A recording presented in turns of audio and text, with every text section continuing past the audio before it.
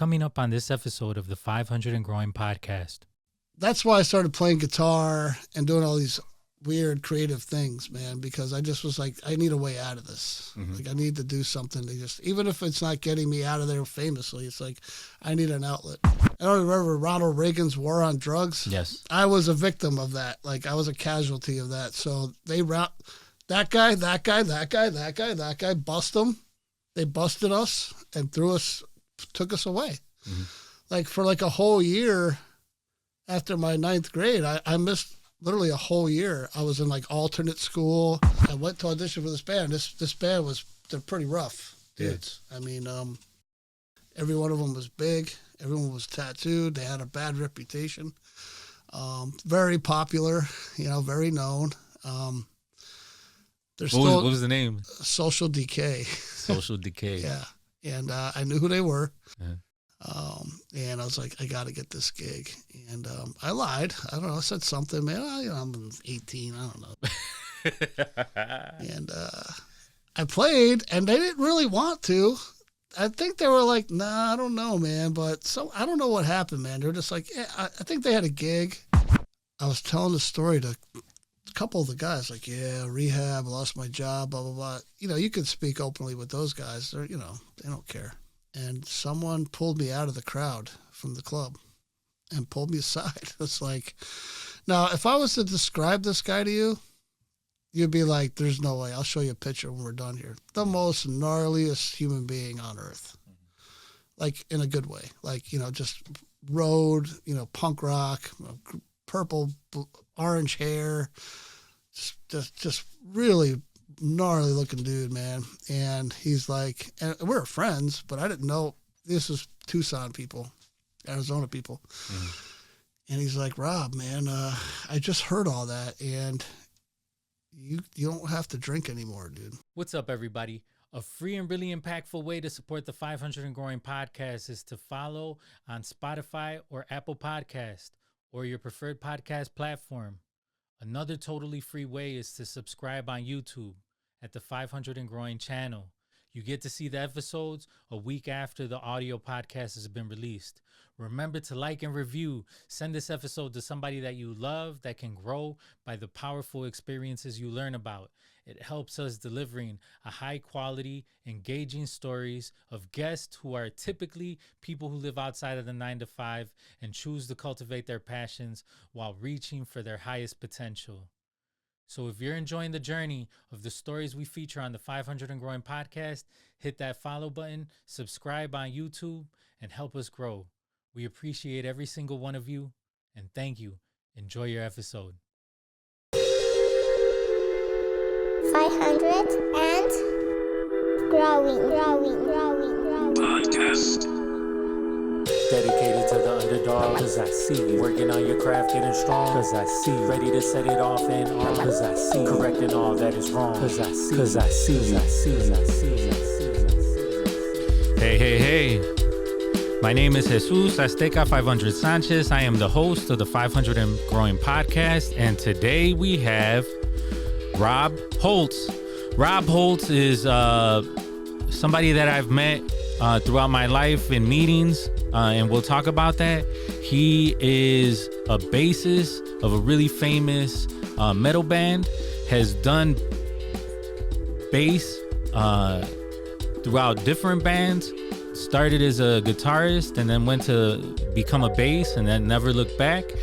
He also has a metal shop where he makes handlebars for some bikes, has lived a biker life, has lived a wild and crazy life, is also an electrician that works in refineries, and is an all-around good guy, and every time that I've heard him speak, he's spoken from the heart, and that's what motivated me to invite him to the podcast. Man, his story is like really, really inspiring. He's the first person that humble bragged and told me to Google him, and I was just like, he didn't tell me to Google him, but he was just like, yeah, just put my name in it. And I was like, what you mean? He's like, yeah.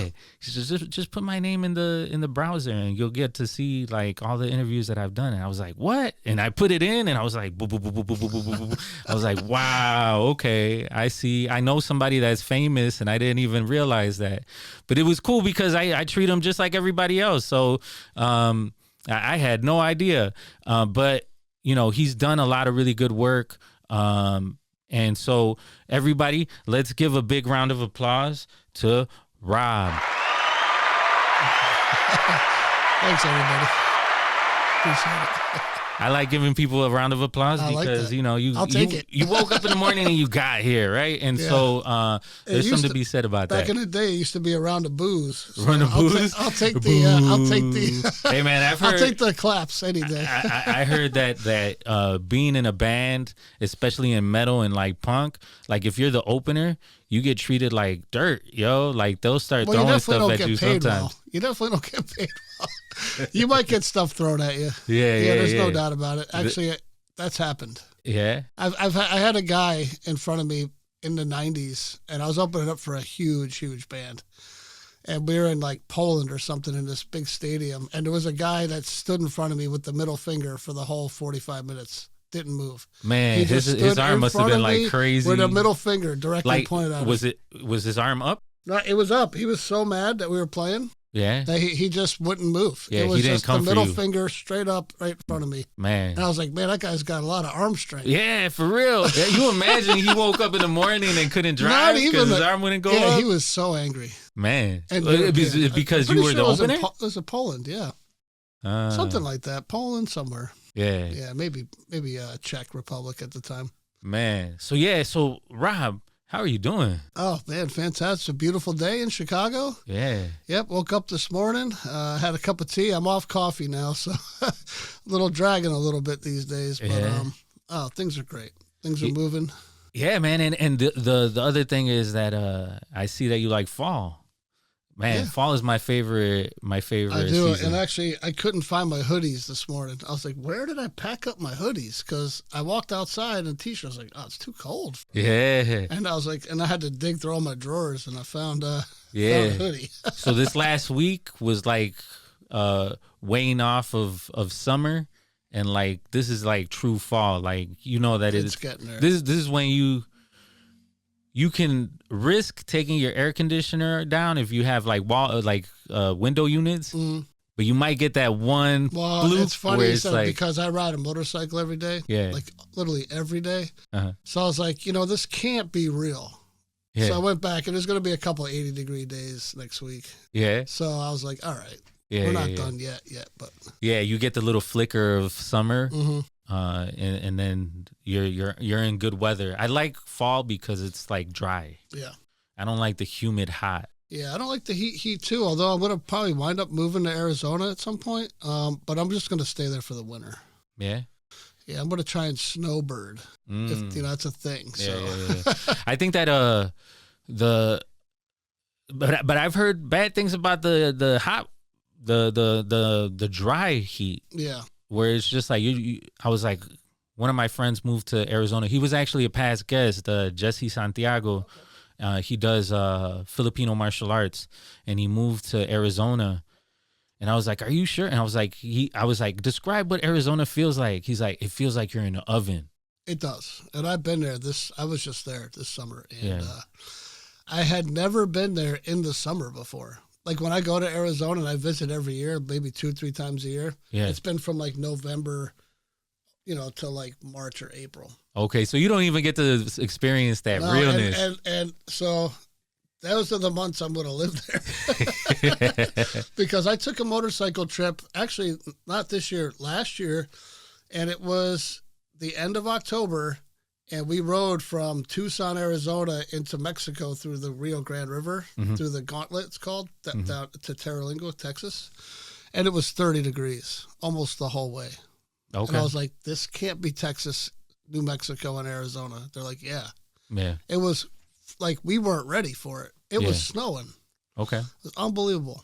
Yeah. So every gas stop we would buy because they didn't Like have another winter jacket? clothes. They didn't have like winter. Like, we were buying another hoodie. We were buying another glove. Like I had 4 pairs of gloves on. Nice. Yeah, I have a uncle that does that has a Harley and does across the country type trips and stuff. He just went to what is it called? It's like a meeting place for a whole bunch of bikers. It starts with an S. Sturgis. Yeah, he just went to Sturgis. It just happened. Yeah. So he's old though, you know what I'm saying? And he's still doing it. Well, good. That gives me hope. Man, I remember when he gave me a ride when I was younger, he was like, "Hey man, just make sure you don't like try to drive the bike." And I was trying to drive the bike. So I was like every time like trying to lean, and he was like, "Dude, you cannot lean, man. Like we're going to fall." I have to be able to counterbalance. And so yeah. But that being said, like let's talk about like how did you grow up and what was your childhood like? Yeah, so that's a crazy story, man, and I'm still actually learning about it. Like I don't know my whole story, but and I'll say it in my sobriety, like a lot's come out, and I've learned so much, and that's the miracle of getting sober, man. I born in Philadelphia, Pennsylvania, where most of my family's from, but I was adopted. Maybe almost a year, 18 months from being born. I'm not quite sure if I was in an institution or not. I can't really get a good answer on that, but yeah, I was adopted into a family at 18 months, and I moved to New Jersey. They brought me into New Jersey, and I grew up there. I grew up on the Jersey Shore, just south of Asbury Park, a little town called Toms River, and Ocean County. And so, my childhood was a little tumultuous, like my parents, were heavy drinkers. And, eventually, I wound up being like, runaway kid, always in trouble. Like all my best friends were like in their 20s, you know what I mean? And before you knew it, I was kind of on my own. And, I've been on my own basically since I was 15 years old. Wow. Yeah. And that's how I got into the trade of being an electrician. Well, let's talk about like first off, like how did you find out that you were adopted? Oh, I always knew. They told me right away. Like as a baby? Yeah. I don't remember life without not knowing. Wow. Yeah. Okay. And so, do you think that was a gift, or do you think that was something that held you back? Because I'll disclose that I'm also adopted. Yeah, so that's a really great question. So you know what that feels like. I always had these fantasies of like, because look, they're deceased. My two adopted parents are deceased, and I don't want to disparage them, but they were drinkers and abusers, and I was fostered a bunch. I was taken out of the house a bunch. And I ran away a bunch, and I was a ward of the state. And I had always had this like fantasy thing of like, and maybe you did too, like, oh, if my real parents would have, if I could have just stuck with them, like maybe my life would have been so crazy. Yeah. But as it turns out, I'm very fortunate that I grew up where I was. I mean, it was a nice neighborhood, in a small town. I was awarded. I went to good schools. I had good friends, but it was one of those things where it was just like, always something was missing, man. I had this like wild thing in me, man. Like, and I just couldn't sit still. I had to get out. I just knew I didn't belong there, and that's what got me into, like I said, all my friends were adults when I was in high school. Even my girlfriend was much older than me, and I have that experience too, brother. And I got her pregnant when I was 18. Wow. And she was in her 20s, and there you go. And I basically when she was pregnant with him, I was home. I was a street person. Mm-hmm. But I was lucky. I grew up in an area where I grew up right in between Philadelphia and New York City equally. Yeah. And I spent a lot of time up in the New York City area. I had a lot of friends up there. The one thing I did get as a kid was a guitar. Yeah.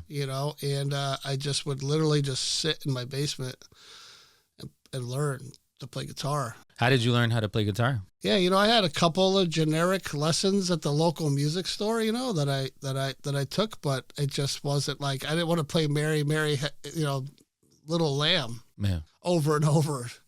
I was like, can you show me this rock song? Can you show me a Black Sabbath? And I go just bring all these songs. And like, can you show me this? Can you show me that? Then they showed me how to play a couple chords. Yeah, I was like, I'm done here. Yeah, like I know the. I can play every. I know the Matrix now. Yeah, I can't play the songs, but I can play the riffs. Yeah. So I was like, oh, that's perfect. I'll see you guys. Yeah, because the second guest of our podcast, Armando Perez, started. He has a band called Eso, and then he also has a band called Abs, and so he learned through like looking at magazines. Yeah. And like seeing how they were teaching through the magazines. Oh, that's cool. Yeah. So he knew he grew up doing that. Now, real quick, kind of rewinding about your family. Did you have any siblings growing up or were you? I had an adoptive sister too. She was adopted too. She was older. Okay. It wasn't a great relationship either.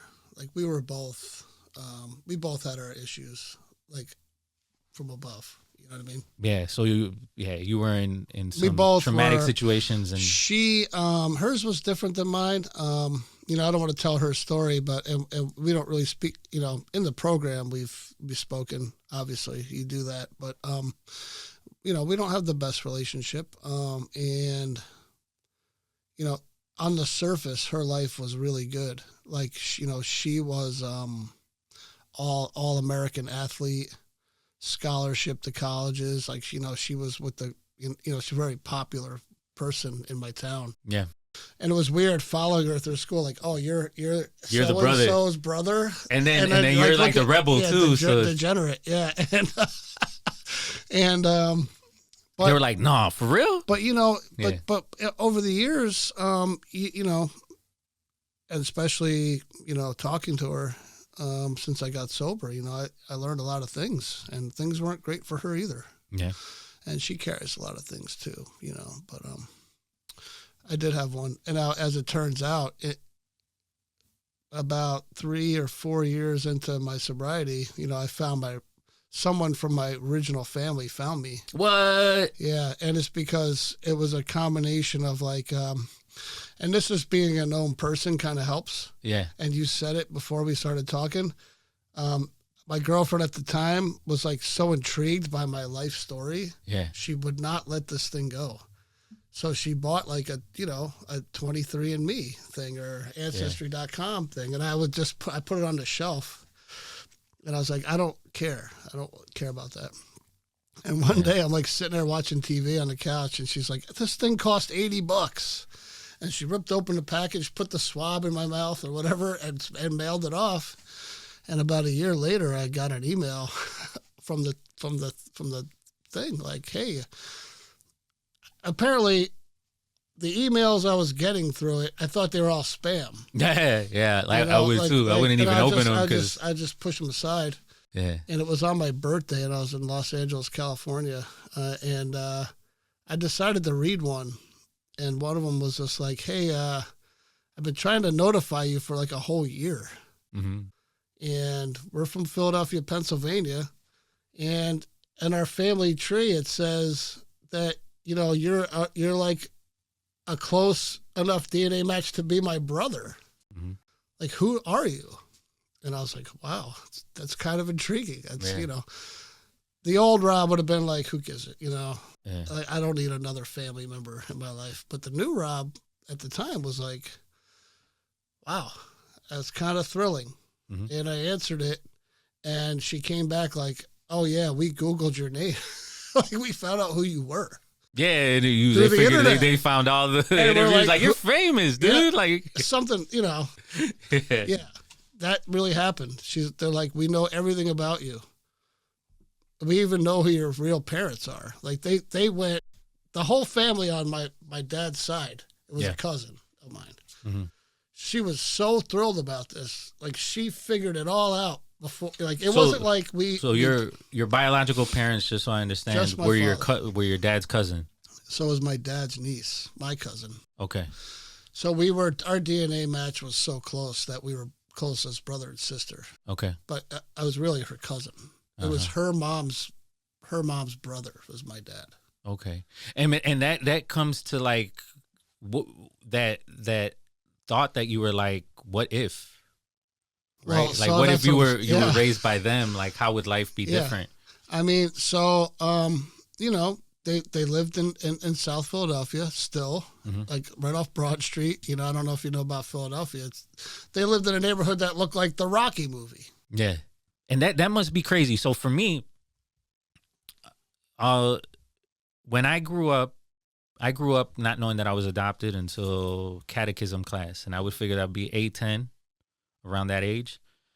My mom and I were driving to catechism class. And she was about to drop me off. And she was like, hey, man, I just want to let you know you're adopted. And the whole thing is that I don't remember what happened after that. What I do remember is that I decided to not go to catechism class. And I decided to use that as an excuse. So I was just like, I don't feel comfortable with this. Like, I don't want to go to catechism class. But I remember thinking in my head, like, it's not that I'm uncomfortable going to catechism class. It's just that I don't want to go, and this is a good excuse not to go, right? And so we went to breakfast or whatever, and I didn't think much of it, but my mom passed away in 2006, and I asked uncles, and I was like, hey, man, like, how did I react to being told that I was adopted? They were like, man, you took it hard. And I don't remember that because I got like a block, but I do remember that was the first time that I had ever gone to therapy. Oh, okay. And I went to Dr. Freeman. I remember Dr. Freeman, and then an art therapist. And so for her to like try to get me into therapy, I had to have been going through a lot, you know, as a young person. And because I've been, you know, when you're traumatized, you kind of like block things out. My brain had just been like, hey, let's block this out right now. And so the 23andMe, right, or the Ancestry.com are in Mexico, because I was adopted from Mexico. It's just like they have their own equivalent to that, right? They do a DNA database there, yeah. I've always been scared of it. And the reason why I'm scared of it is because once they get your DNA, then they could potentially sell it. They could sell it to insurance company. You know, I knew there was a reason why I would never. No. not to say. So I've always been scared because I'm adopted and I don't have any past like you when you go to the doctor and they're like, hey, has anybody in your family ever had cancer, or has anybody ever had? Oh, they'll use your DNA to kind of. Well, yeah. So I'm scared that they're gonna sell it, and then when they sell it, the insurance company will have that information and be like, hey, man, you're predisposed for cancer. We are not going to insure you. And so that's the thing that's held me back from doing it. So my whole life, like that 23andMe situation where your girlfriend had bought it for you, or your partner had bought it for you and was like, hey, man, come on, man, are you going to take it? I spent like $100 on this or whatever, right? I was always like, nah, I'm not. Like, I love my mom. And she was a single mom because she got divorced with my dad around that time. As a matter of fact, when she told me I was adopted. So your mom was mom. My mom was mom. And I was like, yo, my mom is mom. And I don't need to find that. So. But I did have those moments. You know, I can't think of specific times, or like even my whole childhood, I was like, oh, woe is me. But there was definitely times where I was like, man, I shouldn't even be here. Like, who are these people? Like, this situation is horrible. Yeah. Like, I'm just, you know, this fantasy of like running away and like, you know, some family is going to be like, oh, come home, you know, come back to us. Which that was the only thing that I would have benefited from if I would have been there. But I saw the situation and it wasn't ideal. Yeah. As a part of like where I would have grown up. But it was a huge, like, so when I met my real dad and my real brother. Yeah. So you have this thing where like, oh, you know, I had a resentment against this person. Like, how could you let this happen? You know? Biological. Yeah. And he was like, I had no idea. I don't know who you are. Like, I didn't know I had another kid. Like, whoever the mom was, who I know now, but I never met, you know, she never said anything. I had no idea you were even existed. It was a shock to a lot of people. Yeah. I think they were kind of happy that I was okay and I turned out all right and I wasn't going to be like, can I move in? I need, you know, I think they were kind of relieved by all that, you know, but sadly we kind of fell out of touch already. You know, there was no bonds there or whatever. And, yeah, and I have a brother and we talked for a bit and I was really excited about it. Yeah. He was real excited about it, but I don't, you know, and this goes to who I am. And when, you know, like you said, if you could just punch someone's name up and someone's whole life come up in front of them, it's kind of intimidating. I think it was just kind of like, you know, I don't need that kind of stress. Yeah. Like I don't need to have a known brother. You know what I mean? I don't know how to put it. Yeah. You know, I don't know if he was, you know, feeling a little embarrassed or insecure or something. We never got to the root of that, which is sad. But I was just happy that I know, you know, you always wonder who you are. Yeah. And, you know, and so now I know. Did you ever grow up with that chip? With the chip of like not feeling part of something? Man, I had a chip, man. Like, yeah, what was your chip like when you were growing up? Well, you know, it was an abusive home with alcohol. We had a lot of family drama. There was like, you know, not to get all specific, there was a murder in the family. We fostered some kids into the house and they were traumatized. It was a very just, like if you were to look at it on the outside, it looked like Roseanne's house, you know, just like, but inside, it was brutal, man. And, it was like, you know, you got to toughen up, you know, and like you said, you know, how like, you know, you went to therapy, like that could have never have been an option. Yeah. You know, you don't air out whatever happens in this house stays in this house. Yeah. You know, my dad, I call him my dad, but you know, we were strangers when he passed. We didn't even know each other. Not my adoptive dad, even though I grew up with him. Okay. The day I left, you know, we barely spoke ever again. And, you know, he went to prison, you know, and I'm at the school bus stop and everyone's like, hey, I heard your old man's in jail. You know, it's like, how do you, so they took me out. So that's your adopted dad? Yeah. Yeah, it was in jail. Yeah. Okay. And it was like on the front page of the newspaper, you know, and things like that. So how did that impact you? You know, I just at the time, I was like a really just, you know, isolated, scrawny kid, man. I was really, really thin, small. You know, I had friends, like I had neighborhood friends, and, you know, that's why I started playing guitar and doing all these weird creative things, man, because I just was like, I need a way out of this. Mm-hmm. Like I need to do something to just, even if it's not getting me out of there famously, it's like, I need an outlet, mm-hmm. you know? And, I tried to do the sports thing, but I wasn't very athletic. And it's funny because I was like doing some high school thing and I was known, but like 1 year, like you ever have that year where it's like, oh, you know, have a good summer, and then you come back and you're just a completely different human being. Yeah. Like that was me. Yeah, I did that with hip hop. It's like, yeah, dude, hippie, what do you, get out of here. Yeah. Like, you know, and I was just like, oh, you guys are lame anyway. Yeah. And so, you know, it was, you know, drinking the weed, you know, I started getting into girls. I had all these posters on my wall of all my favorite, you know, my musical heroes, and I wanted to be like them, and you know. Yeah. So, you know, there starts the transformation, you know. No, yeah. Started sneaking out of the house, you know, just. And what year was that? when you like made that transition? Yeah, so or how this old is were you? this is 84, 85, 86, man. How old were you at that time? Were you like it's high school? Yeah, I was like 12, 13, 14, 15. Oh, so going into high school. Yeah. Okay. Oh, yeah, like I have my 8th grade photo. So my 8th grade photo wound up on the bottom of a snowboard, and it's the most sold snowboard in South Korea. What?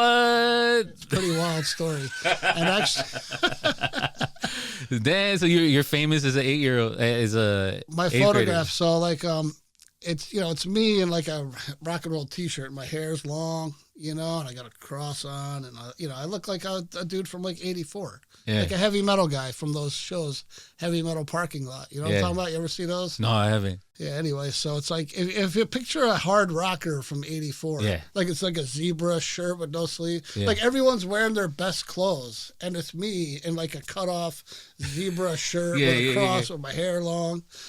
I'm that guy. Yeah. And it was my 8th grade photo. And for some reason, my mom had it. And I was like, I'm taking that photo. And I put it on my wall.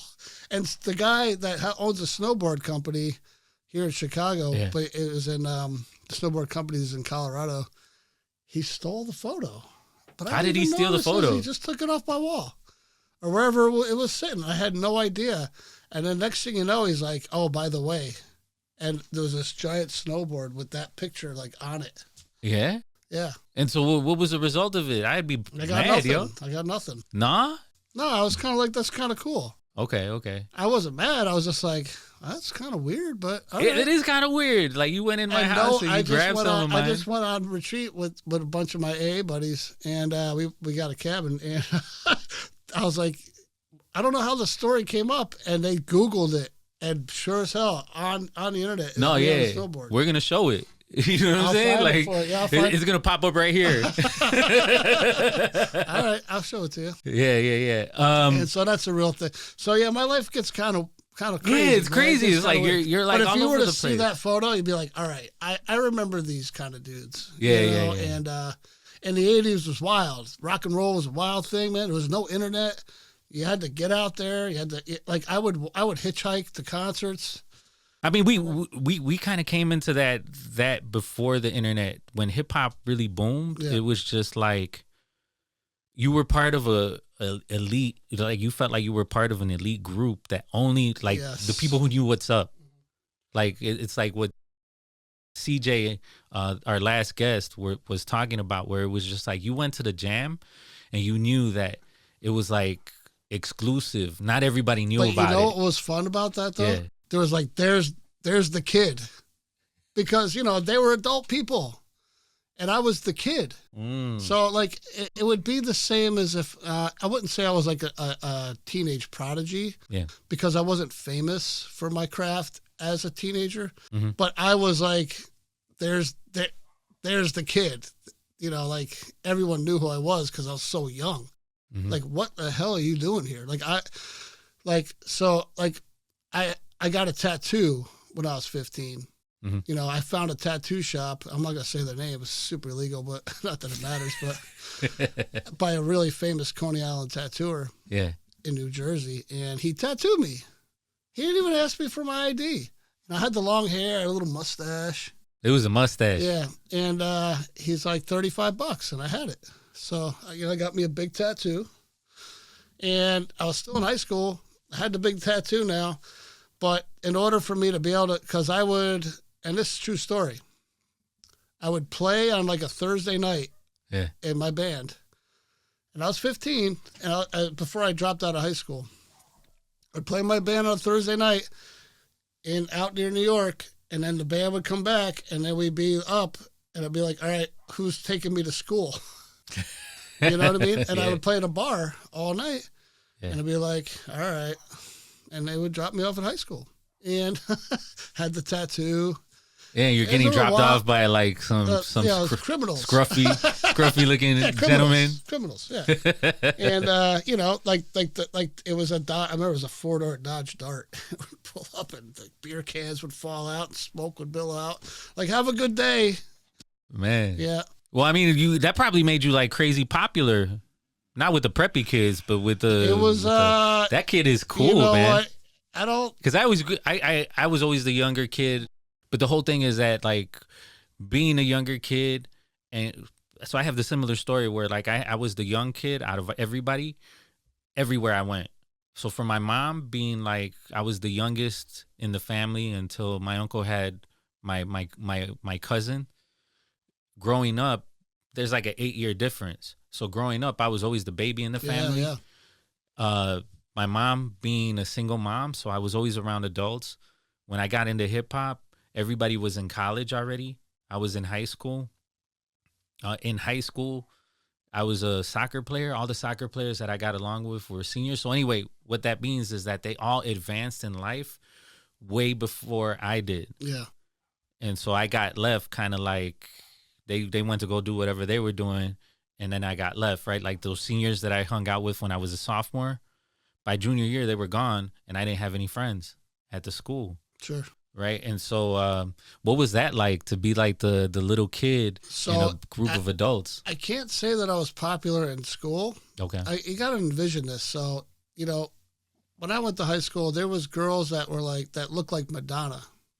Mm-hmm. Like, I'm trying to put it back there. Like, yeah, with the hair guys fluffed like up me and stuff. were like, there was a bunch of us. We had a kindred thing, man. And we're still friends today, which is weird. Mm. Like, all right, that guy, that guy, that guy, that guy. Yeah, like you know what's up. Yeah, like you can smell it in the room. And I talked to people from my high school, like, and it's also funny because everyone's gone on to do what they do and are great at it. I'm more known, I guess, and they all still follow. Like they all still like, oh man, like it's exciting. Yeah, because like all the things we would always talk about, as a high school kid, but I was known like outside of high school. Yeah, Like I was kind of an infamous guy. In outside of it, high school is too small for me. That was a small little world. No, yeah. Like I mean, you're the kid with the tattoo. Yeah, like I was just like I had like I outgrown high school in the 9th grade. Yeah, I was already out in and out of like it wasn't juvenile, but it was like it wasn't prison, but it was so we didn't get this far. So like there was I don't remember Ronald Reagan's war on drugs. Yes. I was a victim of that. Like I was a casualty of that. So they that guy, bust them. They busted us and took us away. Mm-hmm. Like for like a whole year after my 9th grade, I missed literally a whole year. I was in like alternate school. I was in like New Beginnings at Cove Forge, was like a boys' correctional thing, but rehabilitation, Yeah. I mean, I was like my roomie, can't remember his name now, but I said I would never forget it. Maybe it was a kid from Washington, D.C. It was all over the country. This is a place to put, we were just rock and rollers and creatives, and we smoked pot, took acid, we partied and drank more than the other, but you could have done that any weekend party for the football team. Yeah, it's no different than us. For sure. But they're like, you just look different. Let's just get rid of the bad element. So I spent a whole year basically locked up. Wow. And when I got back, I was just like, Screw the system. I'm out of this. I'm done. And I ran away. Yeah. And what's weird is that, and I ran away to one of my band, like I said, so my band was adult guys, even though we're calling 22, 21-year-old dudes adults. Yeah. When you're 15, they're adults to me. Oh, yeah, for sure. And but they're kids too. And my one is still my best friend today. His mom, she understood. She got it. She's like, I know your house is fucked up, and I know your parents don't care. And my parents were separated. My dad was forced to take me in because I was a juvenile. Yeah. And he didn't want me. Yeah. Like he was just waiting for me to just walk out of his life, and I did. So I say I ran away. Like people were like, I wound up on a milk carton, and people were looking. No one. Nah, they were like, "Thank God, go ahead, man. Go away." Yeah. Anytime when you were a child that you had to stand up for yourself, that you remember, because most creatives and most people who live an alternative lifestyle had to have stood up to something. Right. And so that's where the question stems from. It's like when you were a kid, what was that moment where you were like, I'm standing up for myself, and I'm not going with it. That's a really good question, man. I never really thought of that.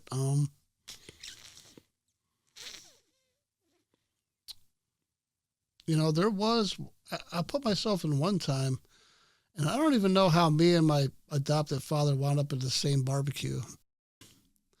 But I was already out of the house. Like, I wasn't, I wasn't a kid anymore, but I wasn't old either. I might have been maybe in my early 20s. Yeah. And by the time I was 23 or 4 years old, like, I was already in the local newspaper as far as like accomplished local guy. Like, dude makes good, whether or not my high school thought or the authorities thought I was a degenerate. Yeah. Like, I was in, like, he could wake up on Sunday morning, pick up the Asbury Park Press and open it up, and I was in it. Yeah. For my music. Yeah. As a kid. Yeah. And he was like, I'm not really impressed by that or something. He said something disparaging that, like, He was what we call hating. I guess hating, but he was like, I wouldn't know if you're a good musician or not. And it turned ugly. That was probably the first time I was like, you know what? You're, I don't know what I said, but it was like, well, no, like, I've done more at 23 than you'll ever do in your life. It got way worse than that. There's things flying, things were getting broken. People were separating us physically. Yeah. And that was probably the first time I ever was just like, I had enough of your people's shit, Yeah. Don't talk to me like that. Your opinion really doesn't even matter. You make kitchen cabinets. I've already been to Europe back and forth twice. Yeah. I got more money in the bank than you. I don't know. Whatever was said. Yeah. You know what I mean? I feel you, man. And it, but I wasn't a kid. To be honest with you, man, and a lot of people in my situation would probably agree. They weren't the biggest, scariest people, my parents. But when you're beaten down to the ground, it takes a long time to let. It doesn't. My mom was the littlest German woman, 5'4". That woman scared the death of me. It was a psychological thing. Till I was literally 30 years old. Yeah. Yeah, I mean, I've had that situation. I'd never talk back to them. I would do other things. I would disappear. I would, I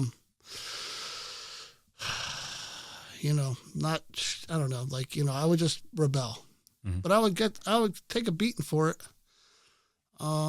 At some point, I just didn't care. I was like, I'm going to get something if I'm great. Sure. I'm going to get something if I mess up. Mm-hmm. I might as well just do what I want to do and take it and get it. Mm-hmm. And a neighbor found out, like a neighbor caught, actually not a neighbor, my good friends, we had a kindred group of guys, like we were talking about. He was with me. We had come back late from something, I don't know. And his mom came to pick me up. The nicest woman on earth. Single mom, raised them. Like, I spent all my time there. And she took us all in. She took all the wayward kids in. She understood. And she like would encourage our creative side. She's like, you guys aren't like the normal people, but you have this, I took clobbering with a blunt object that day, and she saw it and reported it, and I was gone. I was out. I was kind of relieved. It's like kind of one of those things where it was like, thank God. Like, you don't talk about it, man. You're ashamed. I don't know, whatever the reasons are. I never really dug deep into that. Maybe therapy would get me there, but I tried to do that. I don't know. But anyway, that was it. I was gone from there. Yeah. I was on my own. So, and before that, before my teenage years, things were happening in the house where I had to live with strangers. I lived with some Jehovah's Witnesses. I lived with a cop for a while. Things were bad. It was a bad place to grow up. I think that I'll say I can relate. And what I was going to say is that people who have been pushed, there's a certain point where you're like, I've had enough. Yeah. For me, it's a kind of funny story. I have 2 cousins. So I was the baby of the family, right? Until 8 years later when we had my cousin be born. But two girl cousins always played, and they never included me. You know what I'm saying? But they were like mean little kids. Yeah. At least that's what I remember, them being like super mean kids.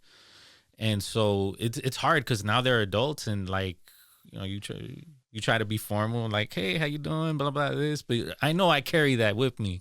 There was one day where it was like Christmas Eve. My family had gotten a whole bunch of cheesecake. And this is like a famous story that they always pull up when we're together.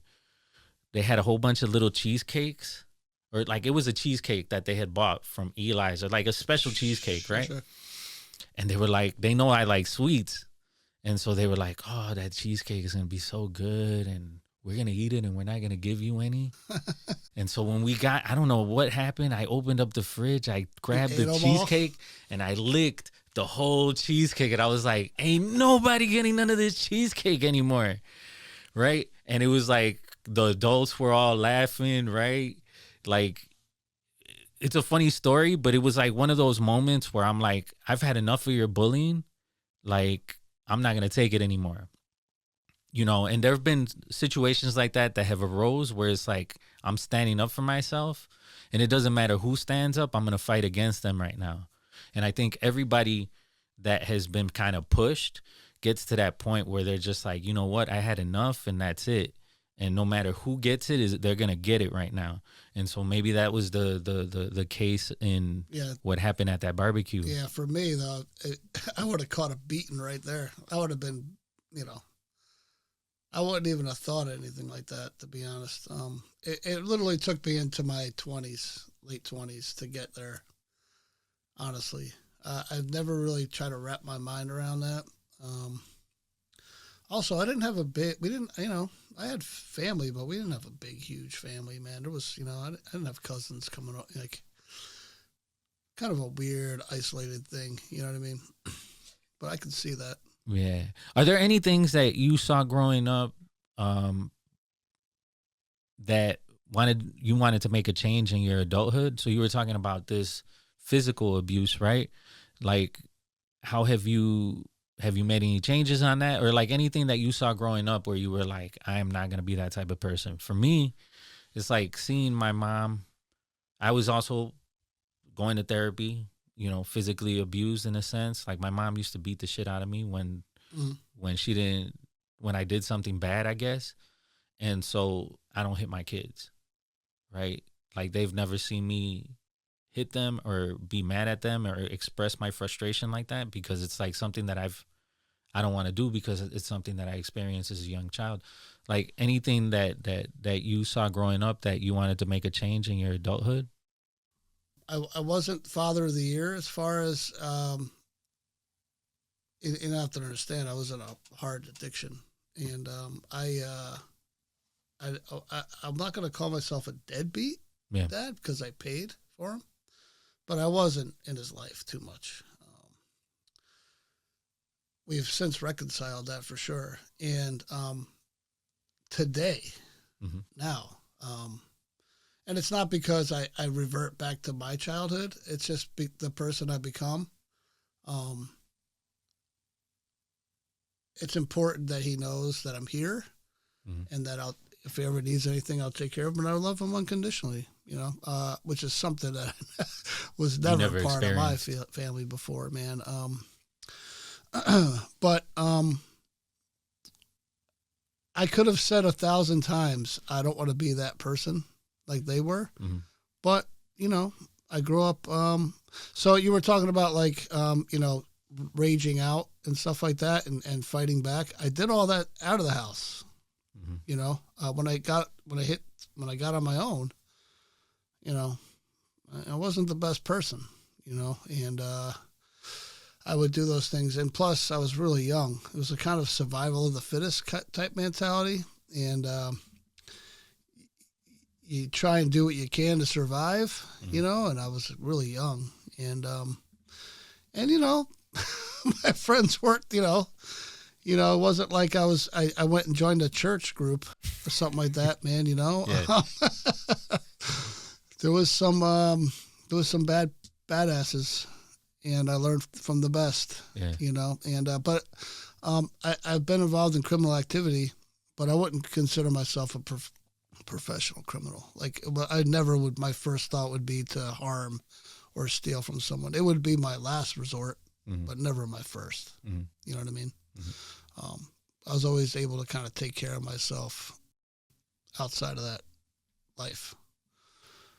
I was more into the thrill of it, like, you know, I'll never be a victim again type thing, you know, like I have this. It's very empowering, you know. You kind of feel like, you know, if you were to look at me, and especially maybe 15 years ago, very intimidating person, you know, and that was calculated. I wanted the people to be like, all right, I'm not messing with that guy, or those 10 guys he's with, you know. Yeah, I imagine, like when I was in high school, I had my friends in high school were my cousin and his friends, really, and they were all football players. And so I was the small guy that would be like with a whole bunch of football players behind me. I imagine that must have been intimidating. Yeah, so it was, it's a crazy thing. And now I'm thinking about it, it's like, so I went from like this abusive home and ran away, and then I was completely protected. Like, people were like, there's the kid, keep an eye on him. You know, I never worried about a thing ever again. Literally. Especially when it came to like being taken advantage of or having like a violent scenario or someone kind of pushing me around. Like that was really empowering. I'm not going to lie. There's a sense of like, you know, not, you know, I don't know how to put it. It's thrilling. You know what I mean? I was part of something big, and that feeling that I would never have to deal with something like that again was awesome. And that's probably what kept me there a long time. And speaking of that, like, how did you fall in love with music? Like you mentioned that you took the guitar lessons, right? And that at the music store, and you were like, I had enough. I know how to do it. Like, what got you into playing the bass? So that's a crazy story. So I wanted to play guitar because I need everything so fast. You know, I wasn't learning it fast enough. And I couldn't find a group. I wasn't good enough to find a group to be in. And I don't even know why this was a thing, because I was still in high school. Like, who cares? But this local band of adult dudes, I caught wind, was like, this band needs a bass player. So, you know, not in my finest moment, I robbed someone for the money. And I went out and bought this really generic, crappy $100 bass guitar. And I showed up at this rehearsal, and they're like, how old are you? I was like, I lied. You're like, hey, I heard that there were auditions. I went to audition for this band. This band they're pretty rough dudes. I mean, every one of them was big. Everyone was tattooed. They had a bad reputation. Very popular, you know, very known. What was the name? Social Decay. Social Decay. Yeah. And I knew who they were. And I was like, I got to get this gig. And I lied. I don't know. I said something, man. I'm 18. I don't know. And I played, and they didn't really want to. I think they were like, nah, I don't know, man. But I don't know what happened, man. They're just like, yeah, I think they had a gig.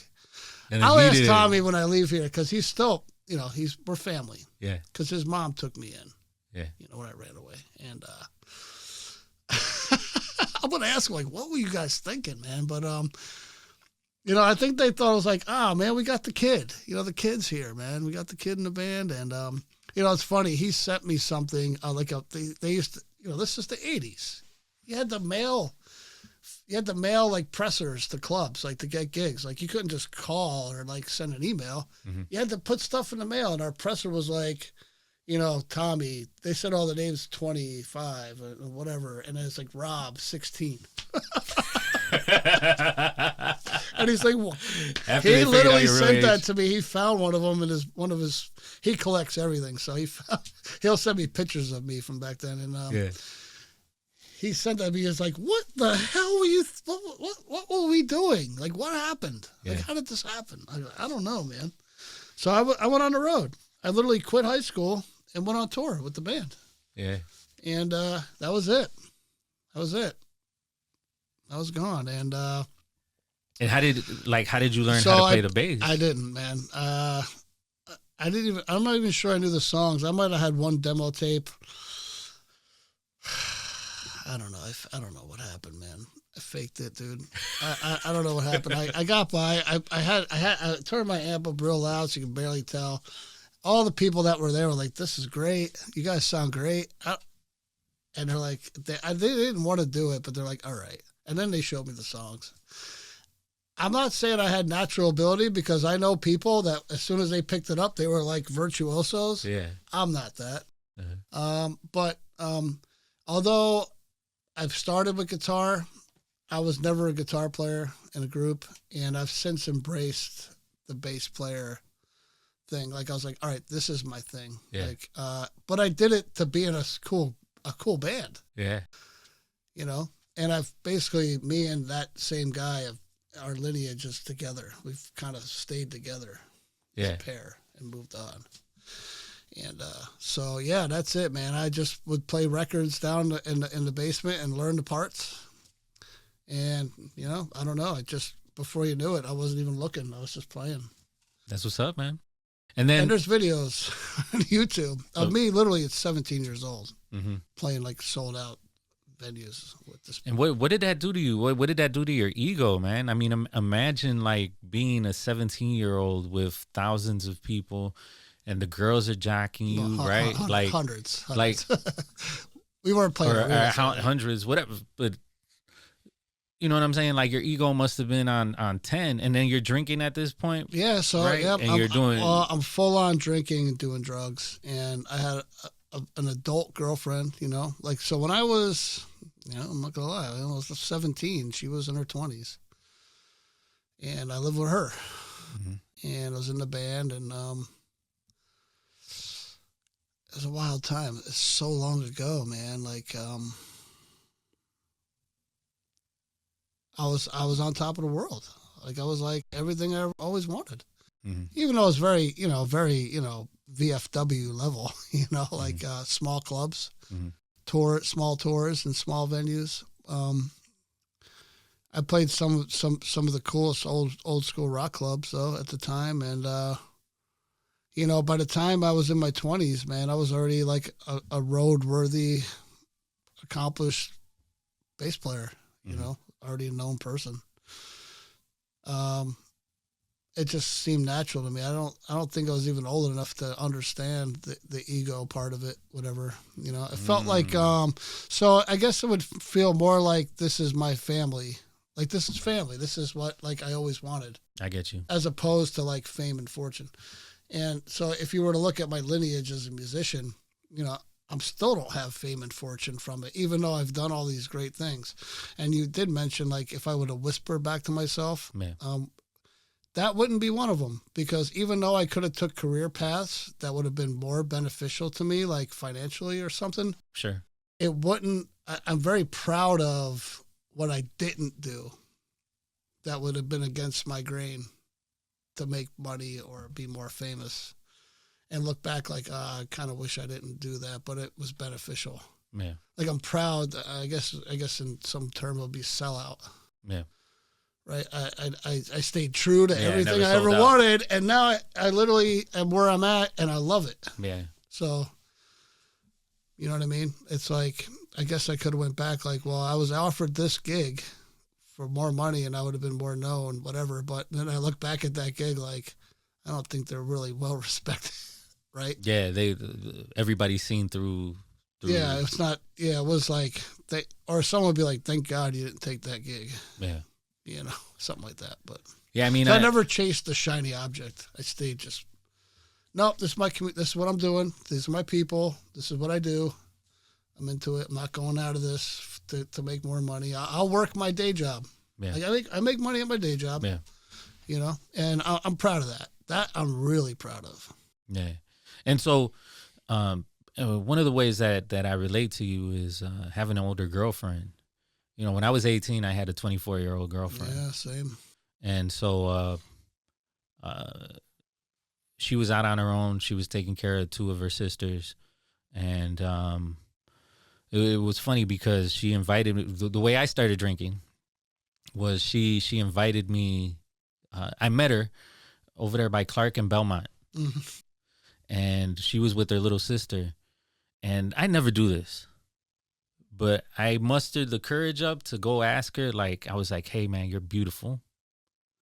Can I get your information? And then maybe we could go out or something.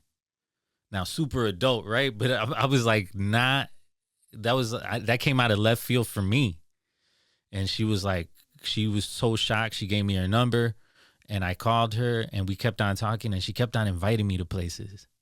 And I couldn't go because I was 18. So they were like, I'm going to go to the Green Mill or something to go see poetry. And I know that's a bar, so I can't get in, right? So I was just like, I had those problems too. All right. So I'm like, all right. So I started working at a cafe. And at the cafe, there were kids that were working there that were part of the Art Institute. And that's how I learned how to sound engineer, because when they took classes to sound engineer and they went to go record music, they would invite me as a little kid to like just be in the studio with them. And so I'm 18, they're like 22, and I'm sitting there like watching how they're doing everything and like learning how to sound engineer just by looking. And so that's how I learned how to sound engineer. So I've had a studio since I was in high school. Oh, that's cool. You know what I'm saying? So when you walked in, you were like, oh yeah, it's like, yeah, I've been doing it for a while, And so that being said, she kept on asking me to go to places.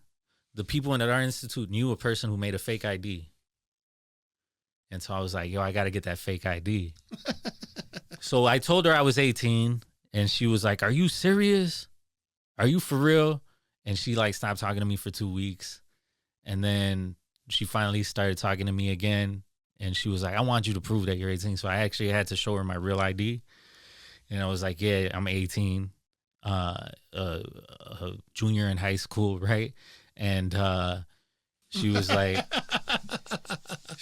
all right. So we actually had a relationship. I don't remember how long it lasted, but it was just like that. I got the fake ID to go to the clubs, to the poetry clubs or whatever we were going to, and I had that like pass. So whenever anybody wanted to drink or anybody needed liquor or something, I was like, yo, I got an ID. I could do whatever, right? And so that's where I started. I remember I not all the time, but there were periods where it was just like, man, you just went too far, And so that's where my drinking career started. What was your drinking career like? Yeah. So, it's funny you said that real quick though, because I had gotten to the point where like I never had a fake ID, but everywhere I wanted to go, they would just walk. Oh, that's right. Rob. You got the VIP. I just become known. Yeah. Just a known dude. Yeah, that's Rob, right? So it was my 21st birthday, and there was this really known rock club on the Jersey Shore in Long Branch called the Brighton Bar, and my band used to play it all the time, and they loved us because we'd fill the whole bar, fill the room, and we're all at the bar drinking, getting really shit-faced drunk, and the guy who used to promote the show, his name's Jacko, was like, it's Rob's birthday, happy birthday, how old are you? And I was like, I just turned 21. They're like, and he's like, God damn it, you've been coming here for like 5 years. Like, dude, sorry. It was a wild moment, man. They were so mad at me, so mad. Oh, for real? Yeah. They didn't laugh? But what are they gonna do? I was 21 now, but they're like, you've been coming here for 5 years every weekend. You never never asked for an ID. I don't know. He's with the band. You looked at the tattoo and you were like, He's with the. Well, I played in the band too, Yeah. so I was like, oh, he had the tattoo, the mustache, played in the band. Wow. That was hilarious, man. My drinking career started really early, man. Mostly because when you're not on the if there wasn't a gig or there wasn't like some concert to go to wherever, we sat in the woods with a fire, drank. We had nothing else to do, man. It was only like 10 of us. We would just get Mad Dog, some Schaefer's, whatever, cheap beer, and just drink in the woods and have parties. And at first it was just a bunch of dudes, and then we would find another group of dudes, and there was some girls hanging out. Next thing you know, like we're, and you're part of these exclusive parties. Yeah, in the we're woods. part of the parties, and then I was in the bar, so it didn't take long. Like I said, like I was already in the bar now. Like I couldn't go to every single bar I wanted to, but I had select bars that they knew me and I could just go to. Mm-hmm. Like, all right, let's go drink. Let's go to the bar. Like, well, we have to go here because Rob's with us, But, I would sit up at the bar till, closing, like almost every day. Mm-hmm. I would drink, almost every day. But alcohol really was like, it was just something to pass the time. Yeah. Wasn't really that interested in alcohol, and I didn't even really like being drunk. Yeah. Yeah. I didn't really come around until I started, realizing the effects of cocaine. Yeah. In the 80s, man. That was I like fell hard. I fell hard. Yeah. It went from drinking beers in the woods to being on, being uptown in the Bronx. I mean, in Harlem. 158th or whatever, and Park, mm-hmm. Park Avenue, and I was copping crack. I mean, it was the heyday of crack cocaine, man. I would go up there every third day. Mm-hmm. And, I would take my adult girlfriend with me, make her try me. I didn't have a car. Yeah. I'd be like, oh, where are we going? We're going to New York. Just, I'll tell you where to go. And was it stigmatized? Was crack stigmatized at that point or not yet? Oh, yeah. It was, it was not. I think all the movies were out by then. Okay. New Jack City and whatever, So it was like 86, 87, 85, 86, 87. And I was a crack smoker, before I even turned 18. And we would go to Trenton sometimes, too. Trenton was a spot. There was some spots in southern Jersey, but you wind up getting jacked. Atlantic City, we would go down there. Yeah. And I wound up busted. I didn't serve any time, because I was like on the pseudo cusp of minor, not minor, mm-hmm. But I paid a lot, man. I was on probation for a long time. I wound up in AA in 1989. How did you? So is that part of your recovery process from crack, or did you go through it was only from that, really. Okay. I was a drug addict, mm-hmm. But listen, I mean, I was a drunk too. Yeah. Like it wasn't like I went and smoked crack. I wasn't like a daily crack user. One, I didn't have the money to do that. Two, I didn't even have a car. And three, I don't know. Like I would get an itch. Like so, I would drink with my. I mean, I was with the rock band. Mm-hmm. We drank. Those guys probably drank every day. I was out of school at the time by now. I didn't drink every day, but the days I didn't drink, I was getting high. Yeah. So it was back and forth. So the reason why I ask is if you were like part of an outpatient program where you were just like where they dealt with the drug addiction at first, or you just. No, it was. I was in there for drugs. Okay. And you were talking about Ronald Reagan. You mentioned. Yeah, so it was Reagan. the Ronald Reagan war on drugs. Yeah. So I was. I didn't go to rehab when I got busted. Mm-hmm. I got busted before that. Mm-hmm. My school.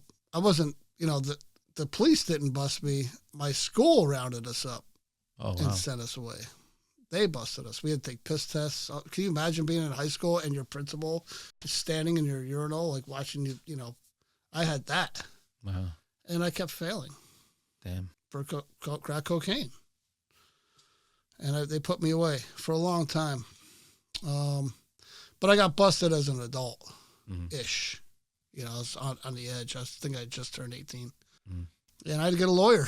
Man, I was broke. I had to get a lawyer and went to court. I went to jail, but I mean, I didn't do any serious time. They let me out, but I was on probation and in AA. And my first AA meeting was in April of 1989. If you can imagine, yeah. How did it sink in? Because I imagine at that point, were you finally like, it's time to change, no, or were you like, no, I'm not. Well, so feeling it was a wild time because I had the kid now. The kid was on the way. I had a job. This is when I started my electrical career. You know, I had a local electrical company that just was like, hey, we need guys to dig holes, stock the trucks, you know, do whatever the mundane, shovel the driveway full of snow, things like that. And I was underage. I wasn't even 18 yet, but they gave me a job, and that's when I started my electrical career. You know, doing that, and I had a job now. You know, and because I was on my own. I didn't, you know. Yeah, because you were out of the house when you were 15 or 16. Yeah, 16 years old. Yep, and I signed myself out of high school. I remember went down there. I remember the day I did it, man. Like, I went in and they were like, you need to take another drug test. And I was like, you know what? I'm out of here. You know, F off. I'm done with you people. I don't even want to be here anyway. And I was like, can I sign out? They're like, yeah, follow me. They wanted me. They didn't want me. They were like, thank God, I don't have to watch this kid piss anymore. Yeah. You know what I mean? Get rid of it was sad, man. It was a different time. It wasn't known as a disease, or they didn't care about my life. They didn't know that I had a deadbeat dad I was forced to live with who hated me and didn't want me there. You know, they had no idea. I would stop going to school and they would they would force me to go. A guy would pull up in a van and I'd have to get in and go. Yeah, the truancy people. It was a wild time, man. I'm sure you knew kids like that. Like I was one of those guys, man. And, and I look back at that and I held a resentment to my high school for years and years and years, man. They just, and plus my sister. Yeah, because she's like the star athlete, right? Oh, like she was already out. She was already like in East Stroudsburg University. She was in university on a scholarship, and Yeah, I didn't even connect the two. Yeah, because what I noticed being a teacher is that you'll have people serve roles in families. So like one kid's the funny kid, the other kid's the smart kid. And if you're not the funny kid or the smart kid, you're out. You're the messed up kid. And so it's just like everybody fills that niche, right? Yeah. In the family. And so I didn't even think about it until you mentioned your sister. I was just like, wow. So you're like contrasting where it's like it looks like she's doing everything that she needs to do that's perfect. And everything she does is like get straight A's and stuff, and then you're over here doing this. They did that. I didn't do that. I was like, that girl's a complete stranger. We don't even know each other. We haven't lived in the same house for years. Yeah. What's that about? And do you even know what my house looks like? Yeah. You have no idea. Yeah. Like, I'm out of here. Yeah. But I didn't even think about when you were telling your story, like your sister's story. Things were different back then. They were just different back then. There was no, there might have been things, I don't know. There might have been guidance counselors or in school. If they really knew what was going on, like behind the scenes, but they didn't care. They just wanted they wanted us gone. There was a bunch of us. They couldn't wait to get rid of us. Right. And they did. They got rid of us. Whatever. And do you still hold those resentments No, for this school? No, it took a lot of work. I don't. Okay. And then you mentioned AA, like, well, I'll ask you this question first. Is that, well, no, yeah, I'll ask you this question first, and then I'll ask you the AA question. As an adult, were there ever those moments where you stood at the fork in the road of life and you had to pivot and make a decision that would lead you to the lifestyle or the person that you are today? Like that moment where you were just like, I'm either going to go this road or I'm going to go that road, and this is going to determine who I become as an adult or who I become as a person in the future. What were those like? There were. One is how I wound up in Chicago. Mm-hmm. But I didn't become the person I wanted to be. Mm-hmm. It made things worse.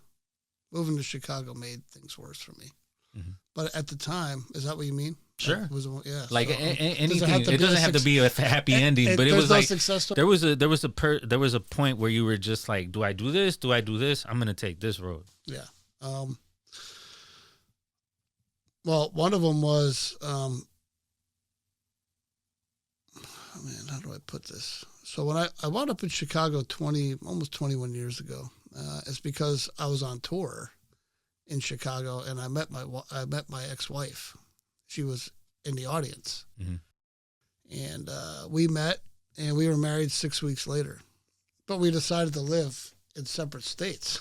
I'm not quite sure how. I mean, we were both not. I'm not going to talk for her. I wasn't well. Mm-hmm. She married me, so she might. I don't know what she was thinking, but super beautiful woman, just smart, funny. She really liked me. She was genuine. And I was at the bottom where I was living. I was on tour, but I don't know. Failed relationships, man. Alcohol and drugs running rampant. My name wasn't great. There was a lot of kind of weird things happening in the motorcycle scene, that I won't get into, man. You can imagine. Well, that was the heyday of this was in the 2000s. Oh, okay. So, no.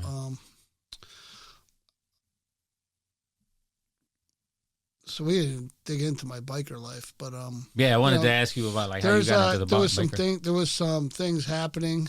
There was some power plays going on in Jersey at the time, and I was a very known person kind of in that thing, and I was kind of being pulled around a little bit, and it was hard to keep friends in that. That's not why I moved, but that was just one of the reasons that, things were happening there. And I was like, you know what? Chicago sounds great. And I was already married. I was like, might as well be with my wife. Well, she didn't know it. I just packed up my pickup truck with a motorcycle, my record collection, and a couple guitars, and I just drove, I left everything behind, literally just overnight. Mm-hmm. Rash decision. One day I was just like, I'm going to Chicago. See you nerds later. I'm out of here. Mm-hmm. And I left my son behind. He was like 13, 14.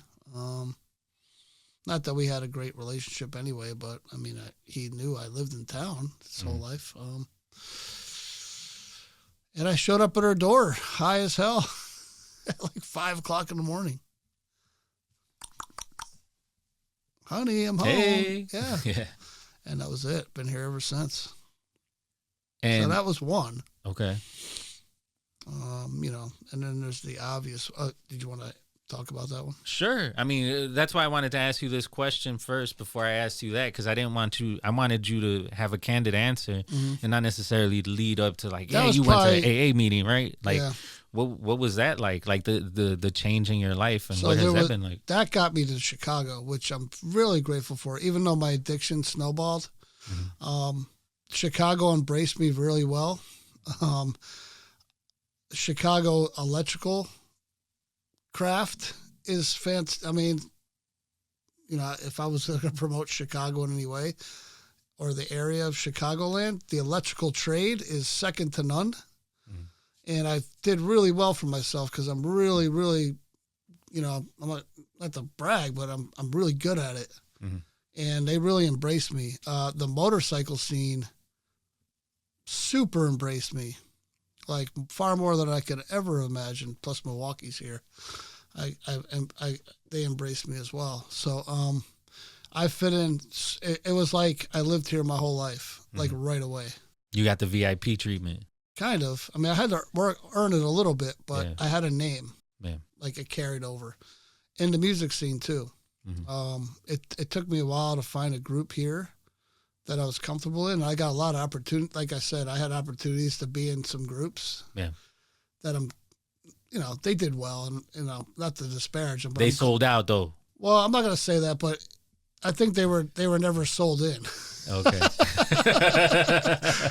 I'm glad I didn't take those opportunities because it just wasn't me. Yeah.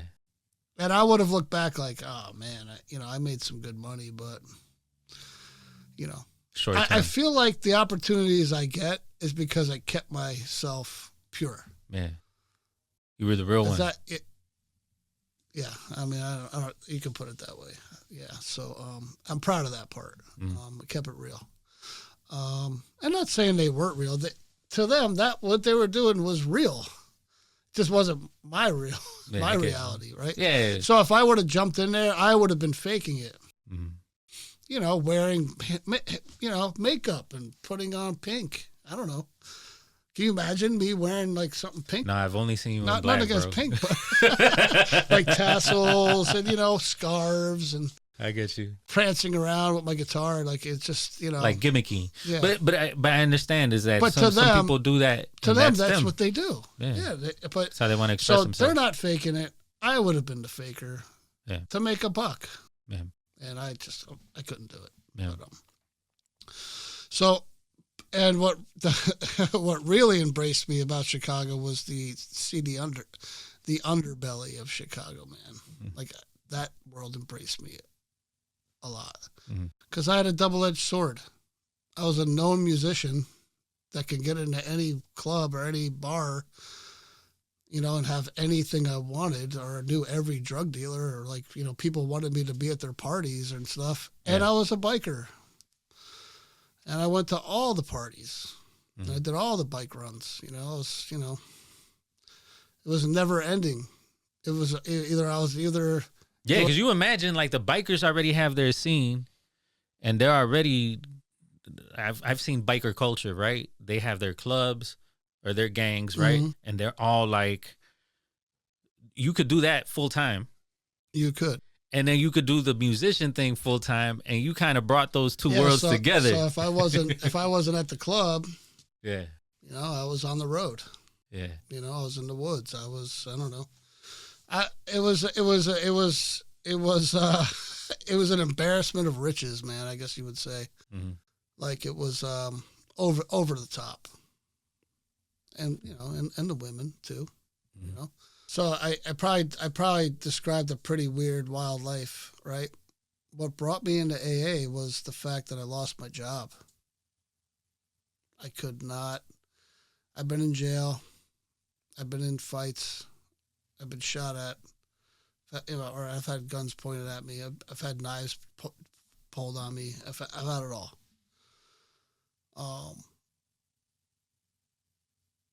I've been in high-speed chases. You know what I mean? I've been in every ridiculous near-death experiences, motorcycle wrecks. I've jumped off bridges into large bodies of water. What brought me to my knees was me being unemployable. And I could not handle that, because if you were to listen through my life, like the only thing I had was I had to take care of myself. Like no one was going to be like, oh, Rob, I know, come here, get yourself better. Like I was on my own completely. And I had to eat. And, no one was paying my bills. The only thing I had my whole life was the ability to fix things. I have that gift. And it carried me all the way through. And then one day it wasn't enough. I had to do better. And I just couldn't do better. And that was it. I worked for a guy for 20 years, helped him grow his business. And he was like, you're gone. I don't want to do it, but you're out of here. And, you know, I was suicidal. You know, I basically, you know, it's weird. I went to my bike garage, you know, and I was in complete paranoia and psychosis, and I had a loaded 45. And I didn't do it, but I wanted to. And actually, it's weird. I walked over to the local bar from the garage, and they wouldn't serve me. I was so effed up on drugs. They looked at me like, just get out of here. Like they, you know, I'm talking about like the most seedy 4 o'clock bar in Chicago, and they wouldn't even serve me a drink. I was like, I've ruined it all. It's all, you know. I was homeless. You know, I was living in that garage space. I mean, I had a roof over my head, but I was living in a garage. Yeah. And not ideal. Jobless and suicidal. And but what I didn't know, and a daily user now, I just couldn't stop. What I didn't know was that my boss, who turned out had a heart of gold, even though he was letting me go, he had signed me up for a rehab. Nice. And I'm going to backtrack. I'm not even being, I didn't say this dishonestly, but I didn't say this right. He told me to go to rehab and I could have kept my job. And I told him, no, I quit. That's the truth. I quit the job. I was given a chance, but he's like, you can't work here until you do all these things. Sure. Go to rehab, 6 months, aftercare, all this stuff. And I was like, there's no way. No way. I can't do that. How am I going to live? How am I going to eat? And I quit. So that's the truth. I literally looked at this guy in the face and I said, I got into construction so I can drink and do drugs. Like, why would I want to work for you? Like, that is just insane thinking. That might have been the reason why I got in it at 15 when I got in it, but I'm a 45-year-old man when this happened. And he kept me on the payroll. Even though I quit, the rehab called my phone and was like, are you going to show up here? And I said, well, I don't work there anymore, so I don't know. I can't afford it. I'm looking for a job. Maybe I'll come back another time. And they're like, well, your bed's here and you're still covered. I don't know how you are, but you are. Just come in. And I said, all right. And I remember it was like on a Friday, and I flew out to Arizona to meet my bike club for one last run before rehab. And I remember... Did you tell him? I didn't tell him. Okay, but yeah. I was telling this story. So I was with my bike club, and we were going from Tucson to Tombstone through the desert. And it was in February. And I'm like talking to my buddies, and I must have just looked like death. Because now I'm like using...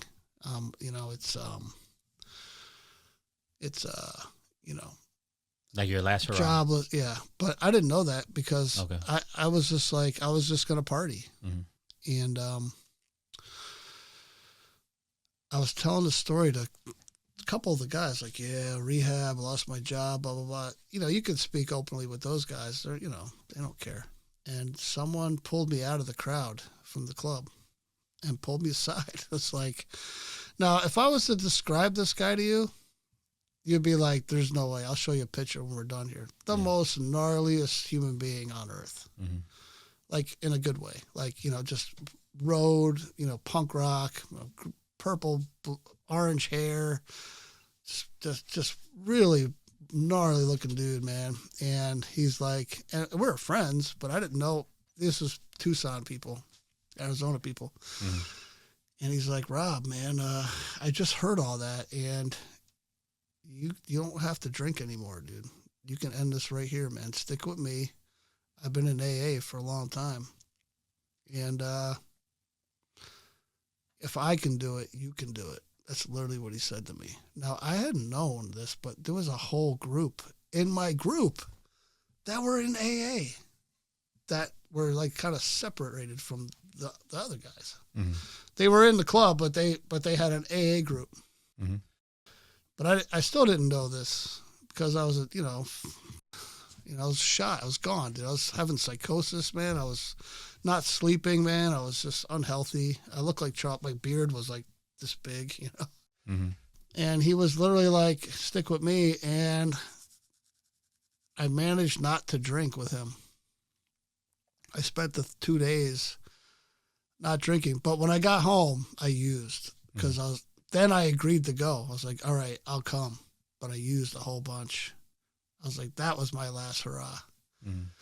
And I walked into rehab and they're like, I was like, I don't know how this is happening because I don't even work. I don't even work there. They're like, they're still covering you. I was like, I don't know how this is possible. They're like, they are. Just take it.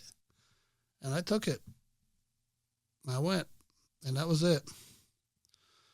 That was it, man. The first 3 days, I was like sleeping, totally rebellious, like F this, blah, blah, blah.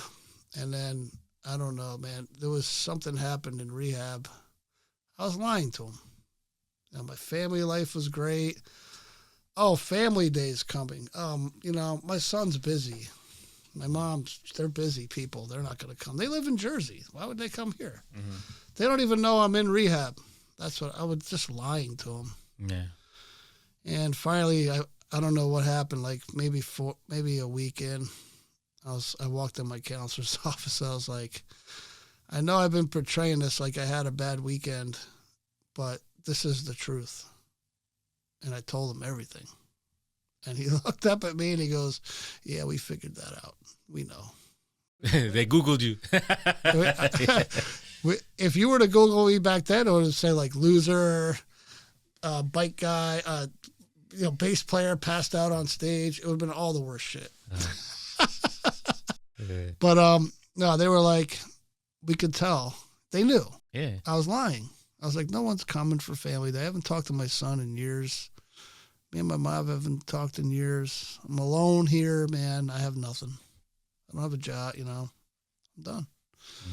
That was it. That was the moment. The day I agreed to go to rehab was really the day, but the day I actually got honest with my situation was the day. Yeah. I don't know. I can't even tell you why. It's wild. Now I'm thinking about it. I can't even tell you why I did it. Something, I was sitting in, I don't know, one of these rooms, with some people and everyone's BSing. And I was just like, you know what? What am I doing? Why am I lying to myself? Yeah. Yeah, man. I mean, for me, it was just like advice that I got. The advice was, you need to stop drinking and probably go to a meeting, go to AA. And I went to AA and to the program, and I never looked back, man. I met my sponsor at my first meeting. Yeah, so did I. And one of the things that he said, that my wife was pregnant. And one of the things that he said at the meeting was, hey, I have 4 kids. 2 of them have never seen me drunk. And if you rewind in my life, I had a alcoholic father as well. And while he was in my life, at the beginning of my life, and then he got divorced, and then my mom decided to get back with him when I was in high school, like 18, when I got my fake ID. We went for my grandmother's 50th anniversary, my grandparents' 50th anniversary, and they fell back in love. And she was like, hey, what do you think if he moves back? I'm like, I'm 18 at this point, so I'm like, live your life. Happy, yeah. Live your life. Do your thing. I'm probably going to move out anyway soon. So I saw my father in a situation where everybody would mention, like, he's a good guy as long as he doesn't drink. But as soon as he drinks, he turns into a different person, and nobody wants him at the party, right? And so I never wanted my kids to see me that way. And so I decided to let it go, because there were certain parts, like we were talking about it, where I would go and take it too far, do some dumb shit, and then take a break. I'd take a break for like 6 months. Mm-hmm. Then I'd be like, you know what? Like, all right, I'm hanging out. Might as well. I'll drink. And then when you're hanging out with people that drink heavily, you know, or that not drink heavily, but like you're hanging out with several people and you're all getting each other rounds. And it's like every Friday you go to a spot and everybody has a round. Like, you're drinking a lot, you know? And so I never wanted my kid to see me that way. And so I decided to go to the meeting. I met my sponsor, Ed, and, you know, I never looked back, because I never wanted my kids to see me that way. And that's the decision that I made. And it's been one of the most positive decisions that I've ever made. You know, it was weird because when I went to the club, you know, well, first, I'll say this. I walked in late to the meeting. So you know how at the beginning of the meeting, they're like, is anybody new here or anybody new to AA? Like, I never got that, right? Because I walked in late. But the reason why I walked in late was because I looked around and I didn't see anything on the building. Here. It looked like, no, not at, it was at, and there's nothing there. So it looks like an abandoned building that's taken care of. You get what I'm saying? Yeah. So you don't know that it's a Alano house. And so you're just like, okay. And somebody walked in and it's like, you here for a meeting? I was like, yeah. He's like, oh, it's in here. So I go in, right? I actually encountered somebody that I knew. Oh, wow. And they were freaked out. Were they like, oh, you belong here? No. Good thing you're here? They were freaked out because they were like, they got caught. Oh, right. I can see that. And I was like, it was a weird situation because they came up to me after the meeting and they were like, hey, you know that this is anonymous, right? Like what's said in here is kept in here. And the wild part was I don't know where they were in their sobriety, but now I'm obviously talking about it on a podcast. Yeah. Right? Like, I'm letting the world know that I'm part of the program. So where they were at in their sobriety just says, like, you know, the development and like how I'm not running away from this. I'm looking at myself in the mirror and happy with the person I am. And it's unfortunate that people are in a place where they can't see themselves as beautiful yet. Well, he might by now, but maybe there. And what ended up happening was, you know, I started reading, like, Ed did the 90-90 with me. And, you know, my mom and I always had like a real, like, honest relationship where it was like there was no BS. And Ed is kind of like that as a sponsor, although he's kind of like getting a little bit more fuzzy. But when I met him, he was like, dude, are you going to be able to make it or not? Like, stop making excuses. Like, just let me know. And like, just tell me, dude, are you gonna be able to? And then the 90-90, well, it's because I got meetings and I got this. It's like, I don't need to know your life, bro. Yeah. Like, are you gonna be able to go or not? And if you can't go, then you got to make it up. Like, I don't want to hear your excuses. That was part of my program too. The 90-90 was huge. Yeah, because you get to Save my life. You get to see a gamut of meetings and different people and different styles. Like, you were talking, we were off camera. I think we were talking about styles of like meetings where it's like the home group that we go to, or my home group, right? That I go to, or that we've met at, is like everybody has to talk. Everybody has to give their how they connect to the speaker. Mm. There are some where it's like you were talking about where you walked in and you thought you were only going to speak for like 20 minutes and you have to speak for the whole meeting. Hour, and you got to go through everything, right? And so or there's some that are topics and different styles, like even sponsorship. Like, some people don't like that style, that like rough, up in your face, like, I got that. I needed it. Yeah, like what was that like? So it's kind of funny you said that. It's like similar to yours. So I'm in outpatient rehab now, and they're like, all right, Rob, you know, you're going to go home on whatever. It was like Friday.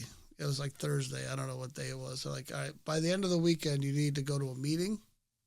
Like you had to write down your weekend planner. Mm-hmm. I'm going to do laundry, pay a bill, go to a meeting, take a dookie, get your sponsor, get a sponsor. Yeah. I don't know, whatever. Yeah, you had to make a log of everything that you were going to do to be intentional. So I was even though I had been out for a while, outpatient for a while, I was reluctant to go to AA. Because I'd already been in AA. I was like, I don't want to go to AA, man. And I literally thought I could just stay in treatment forever. I was like, this is nice and safe. You know, I could talk about my inner Rob, and I could draw pictures of the house I want and all this treatment stuff. And I was finally getting to be like, you know, I didn't have to be that rough and grumble guy. I could be I felt good. Like, I was like, oh, well, you know, they would be like, will you draw a picture of like your life? You know, it'd be me as a stick figure with a dog and a house, which is not even the life I even envisioned for myself. But at the time, I was like, I was fresh, man. I was giddy, man. I was like, man, clean. I was like, you know, I lived, I survived. There's all this like, you know, happy stuff. Yeah. Can I just stay here? You know what I mean? Mm-hmm. Like, no. Go to AA, get a sponsor. Like, damn it, man. And my first meeting back was, I looked in the directory, and it was a Friday night. Oh man, I walked in the room, man, and it was the same thing. I was on time, but I sat in the back, and they're like, anyone new to AA? I was like, not me. I'd already been to AA. Didn't say a word. I should have said something. I was scared. Well, it was because it's so new, though. I mean, it was new again, but I was like, oh, I've been to AA, so I'm not new. I'm not a newcomer. And then they're like, anyone in your 30 days? Well, I was already 30 days sober. I was in rehab for 30 days. It's like, not me. You're good. Like checking off the list. Yeah, nope. There's no way you're going to get me to raise my hand right now. Anyone at the first meeting for this meeting for the first time? Damn. Oh, that's it right there. And everybody knows. Everyone's kind of looking back like, because I look like shit still. They're like, is that fucking homeless person going to say something? Yeah, we never seen him around. Because my sponsee brother Justin tells a story where they're like, looking back like, who's the homeless guy? That was me. Yeah. You know, I wasn't looking great. And feeling great, not looking great. Yeah. Anyway, I got my sponsor that night. It was his 20th anniversary. Still my sponsor. Uh-huh. Yeah. It was his 20th anniversary. And I said, I need a sponsor. He's like, all right. You know, gave me one of them was the 90 and 90. And I was so bored and so, you know, I don't know, like antsy, you know, like you can tell, like I do all these things. Back then I didn't have nothing. Like I was in this huge band, but it was on hiatus for whatever reason. The band took a couple years off, and it was in that time. So I got lucky. Like I didn't have to be replaced. You know, I didn't have to really say anything. I just quietly did this. And then when the band reformed and started to work again, I was sober. They must have been shocked. You know what? I wasn't being, you know, I could see why the guy was like that. Don't say anything. Because I felt like that kind of in the beginning too. Like, I don't want my band to know. I don't want my fans to, you know, it's hard. But after a while, I was just like, you know what? Here's what I started noticing, which I'm grateful for. People that I knew outside of the program were like, man, dude, like, we thought you were going to die. Like, we were worried, man. Like, or like someone was like, you know what, man? Like, I don't have a drinking problem or a drug problem like you, but I want to stop.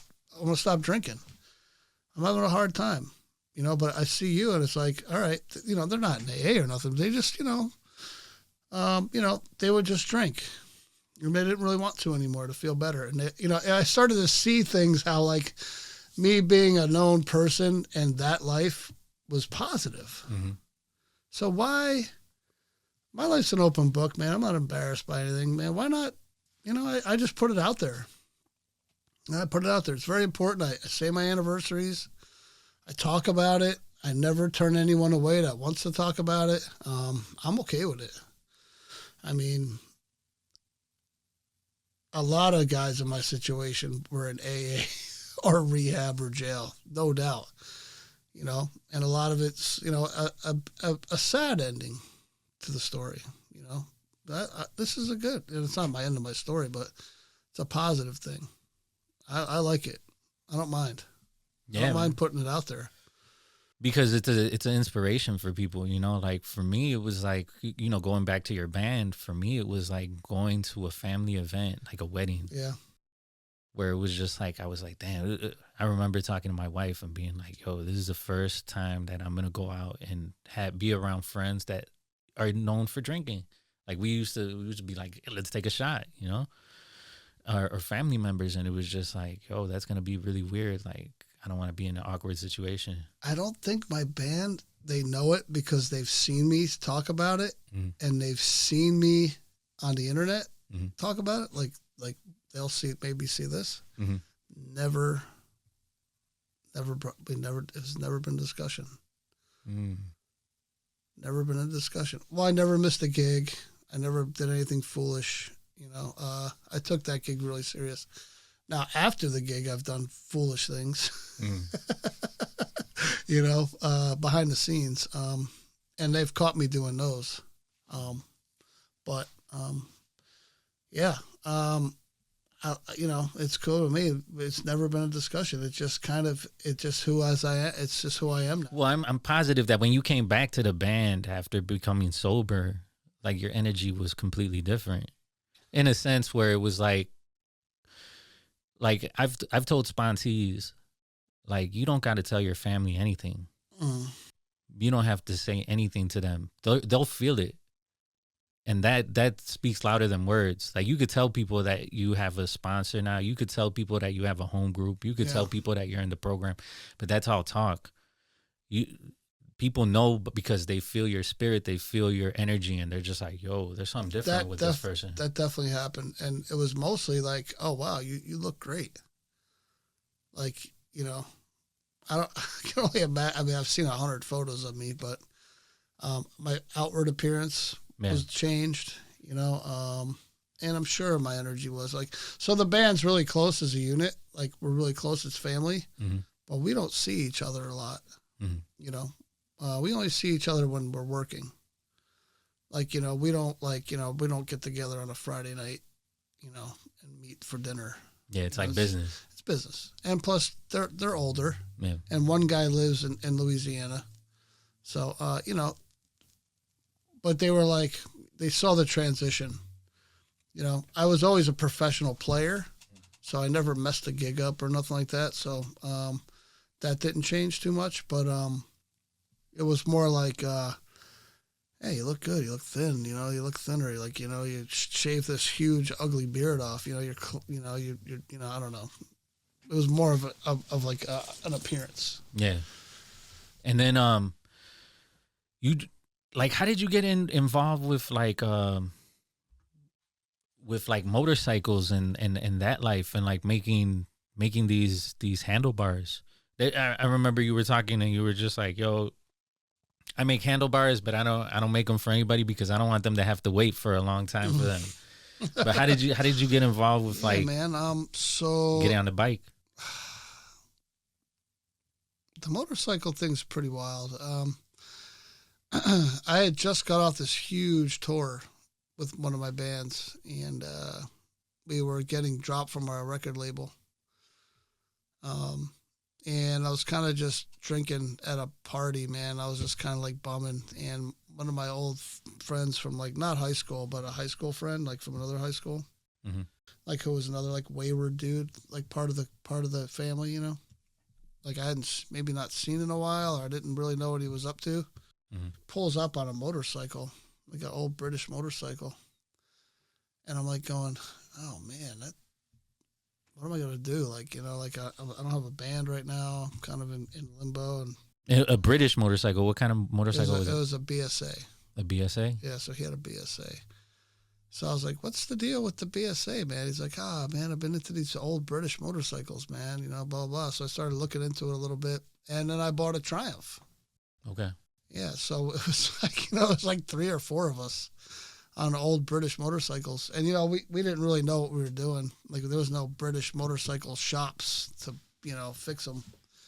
Yeah, I mean, I see that they're like people who are like Harley people who are Indian people who are like, you were talking about Triumph, right? Like, so I started with an old 50s Triumph, uh-huh. and we would take them apart on the weekends or the winter and redo them and fix them, and I learned how to pseudo work on them, and every time I put it back together, it would start and run. Like, all right, cool, let's keep going, and then I eventually worked myself to Harley Davidsons. Yeah. Oh, so you ride a Harley now? Yeah, a bunch, but vintage ones. Okay. So I don't know. I still have the Triumph. I kept it. Oh, you got to keep it. That's a baby. That's my first bike. I still have it, and I don't know. We just started. I hang out with a lot of biker dudes. And they ride regular Harleys, but my community is a little different. Mm-hmm. It's all like it'd be like it's the chopper scene. Like, it would be dudes who take nicely constructed, engineered well Harley Davidsons and cut them up. Yeah, and give them the big wheels. Not big wheels, no. But the monkey bars and that ape hangers, yeah, like in that vein. Uh-huh. But so I take like motorcycles from the 40s, 50s, and 60s, and customize them. Like, that's basically what I do. Okay. In the motorcycle scene, but I sell handlebars. Oh, okay. Both. So there's people that do it professionally that I would call builders, chopper builders, whatever. I don't consider myself that, but the ones that I've done for myself are well known. So, I'm in that community. I don't sell them for clients or whatever, or give them away on raffles. But I do them, and they become popular. Man, everything that you've done is crazy. Everything that you've done, you've been like led into the VIP section somehow. So I'm there with that too. Yeah. So actually, this year has been a wild year. So there's a bike show in California every year that deals with like people in my community, like all over the world. So anyone from all over the world, you have to be invited to it. Mm. And I was one of 25. I've done it twice. It's my second time. So this year I was one of 25, and I won the best chopper award at it. Nice. This year. Congratulations, man. So it had to have been like 50,000 people there. Wow. Yeah, it's a big deal to win this thing. I had a good year. Yeah. I had a really good year. Yeah. Do you think that it has anything to do with the like addictive personality? Well, so the first time it didn't, because they didn't. So I wasn't invited back for 11 years. Okay. We needed to give him a break. He needed to get this together. Yeah. Plus, I was out of the game. Yeah. I when I got sober, man, I had ruined it all. Like, so I was in an opportunity where I won a national competition, and the grand prize was to have your motorcycle at this bike event. So I was an unknown person that won, and now I was in with the professionals. Yeah. Right. And it was a vote that like the country voted on. Mm-hmm. So it's called the People's Champion thing. Mm-hmm. And I won that. And now I'm like in the infield at the biggest motorcycle event in the world. Yeah. Yeah. And yeah, it's crazy because I've had that experience as well, where it's like everything that I've chosen to do, I've somehow ended up in the upper echelon of it, right? Yeah. Like from like boxing to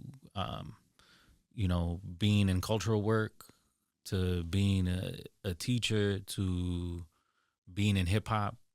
Like I don't know what it's about, but I relate to that because it's like I just end up like in a studio with kids from college that are learning how to sound engineer, and I'm learning how to sound engineer, not paying whatever they're paying for school, just looking at how they're doing things, just being like, wow, so that's how you do it. Yeah, a little bit is being fortunate, but a lot of it is like, so I worked a full-time job, built a motorcycle, and went on tour. you know? Yeah. How do you do that? How do you balance that? So it's if you think about it, it sounds pretty wild. It's not easy, and I'm getting old, and I'm 55. Back then, you know, when I was in my 30s and 40s, it was a lot easier because I was just a field electrician, and I was able to separate the two somehow.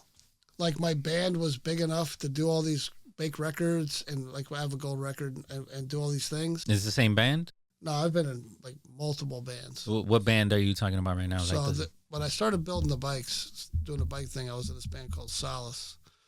So we were signed, but it wouldn't be like 300 shows a year. Mm-hmm. You know, it'd be like, I don't know, 100 shows a year, whatever, mundane number. So I was able to do the bike stuff the other days. Mm-hmm. And then, you know, what my job was, you know, I have this like, you know, I don't know, I just, after work, I have to work. Mm-hmm. So I was able to like work till 11 o'clock at night, go to bed, wake up at 5, repeat. Weekends, it was just nonstop. Like, you know, I never wanted to sit on the beach. You know, I never wanted to do like go to the park. You know, I don't know. Like I was just focused on these things. I had like obsessions. Mm-hmm. You know, I got to get this bike part done. I got to get this bike done. I got to get ready for tour. Like it was just nonstop. You know, what would suffer was my personal relationships. Yeah. My marriage, you know, all these things would suffer.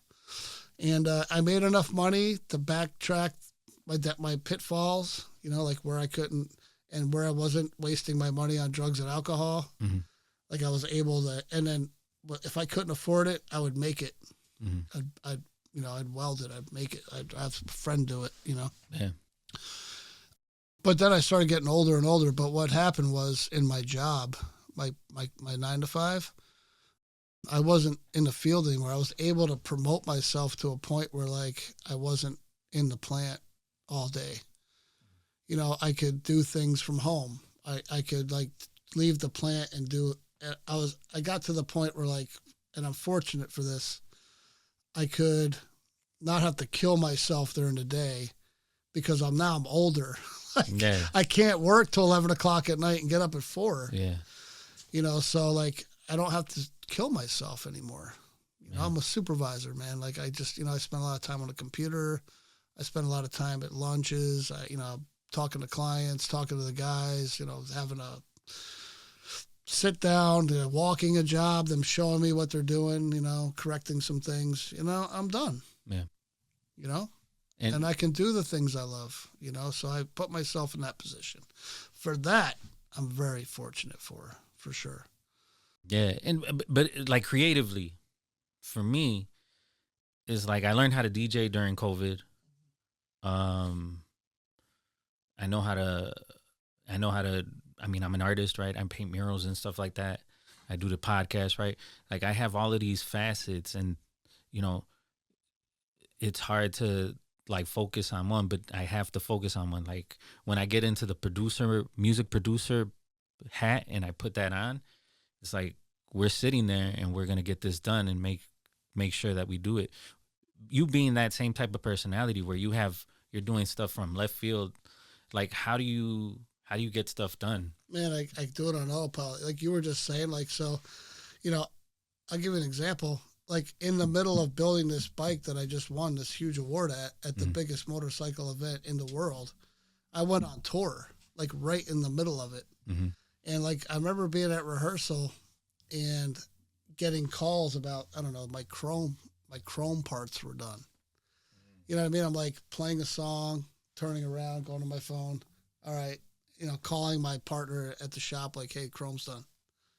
You know, playing. Yeah, you know, and it's just like, I just have this ability to just keep it moving, man. Like, I'm just so, I don't know if it's just glory seeking or it's just how I am, man. Like, and this is why I'm good at my job, my day job too, because I can, you know, I got a crew in Decatur. I got a crew in Blue Island. You know, these guys, they're having a problem with that. Hey guys, XYZ, I'll be there Tuesday. Hey guys at Blue Island, I'm on my way.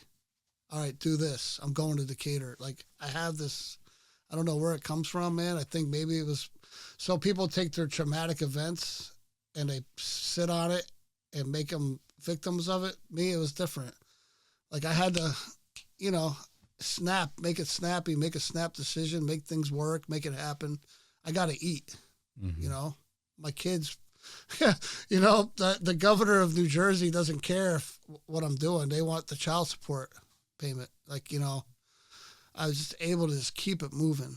Yeah. Keep it moving. But, you know, like I said, man, like I'm getting older, man, it's getting harder and harder and harder. So, you know, I forget things more, but I have people that help now, you know, I have managers that help, you know, I have, you know, people that like can do some tasks for me that I pay them for now. I got assistants, and you know what I mean? Like before I was just like, all right, boom, you over here. All right, we're going to do that. Oh, the chrome's done.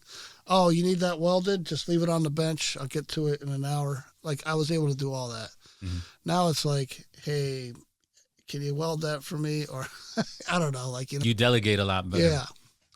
You know, at work, it's like, hey, I'm going to call so-and-so. He's going to go to the plant and show you what to do.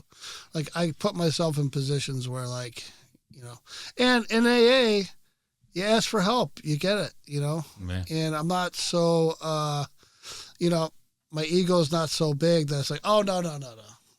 I'll do it. You know, I was able to kind of be like, all right, do it, you know. And that's one of the freedoms Calm of AA down. Yeah, is calm like down. letting Ask for go of help. that Yeah, ego. ask for help. You know, like being able to be like, yo, you don't know it all. I mean, the first step is Admitted. Yeah, admitted that you were powerless over alcohol. And if you're powerless, that means that there's something bigger than you. Yeah. And you know what? One of the things I loved about AA the most was What? being anonymous, like no one knowing who I was. Yeah. Not that Until you ask them to Google you and you're like, some yo, super famous. chill. Not some super famous. I'm not some super famous person, but usually it's like, oh, you know, can I get this? Can you help me? You know, I get a lot of that. You know, Yeah. so it's good to just be stupid alcoholic Rob sitting there just with daily life silly problems, man. You know, Yeah. and you know how long have we known each other? Man, I mean, About 4 years, right? when did you start going? Yeah, 4 or 5 years ago. Okay, yeah. I've been sober for It took 5 going years on to 9 ask now. you to Google me. Yeah. I love that about me. No, because every time we had like anytime you made a comment, I was like, man, that's a good comment. And then I would be like, man, he's like, you would mention your music. I'm like, yeah, you know, my podcast is about music too. Yeah. That's why the band, it says like, oh, you're the podcast guy. Yeah. and then the other thing is like, yeah, man, I was like, yo, I think like everything is in line with like the objective of what I'm trying to do. So I'm glad you came. But yeah, that was a real weird, like you were just like Rob. And then you were like, hey, man, just put my last name in. And you know how in AA people are like usually Rob H? Yeah. And so I was like, yeah, just put my last name in. And it was like, oh, shit. I was like, well, now there's too much. I'm just a bass player. Now there's too much. Now you got to give me. That's when I was like, yo, you got to give me like your best ones, dude, because this is way too much to try to look at all at once. But yeah, man, I appreciate you coming out. Now I ask you, I know you answered this earlier, but now telling kind of the whole gamut of your story is, if you had to whistle, if you could get in a time machine right now and whisper anytime when you were a child into your ear, something that would heal you as a child, what would you tell your child self? As an adult, if you could whisper into your ear. You know, that's a good one. You know what my gut one is? How do I say this? I know what I want to say, but maybe I don't want to say it the way I want to say it. Let me word it better. Well, you're talking to yourself. Just be honest. I am. But I want to put it in a way.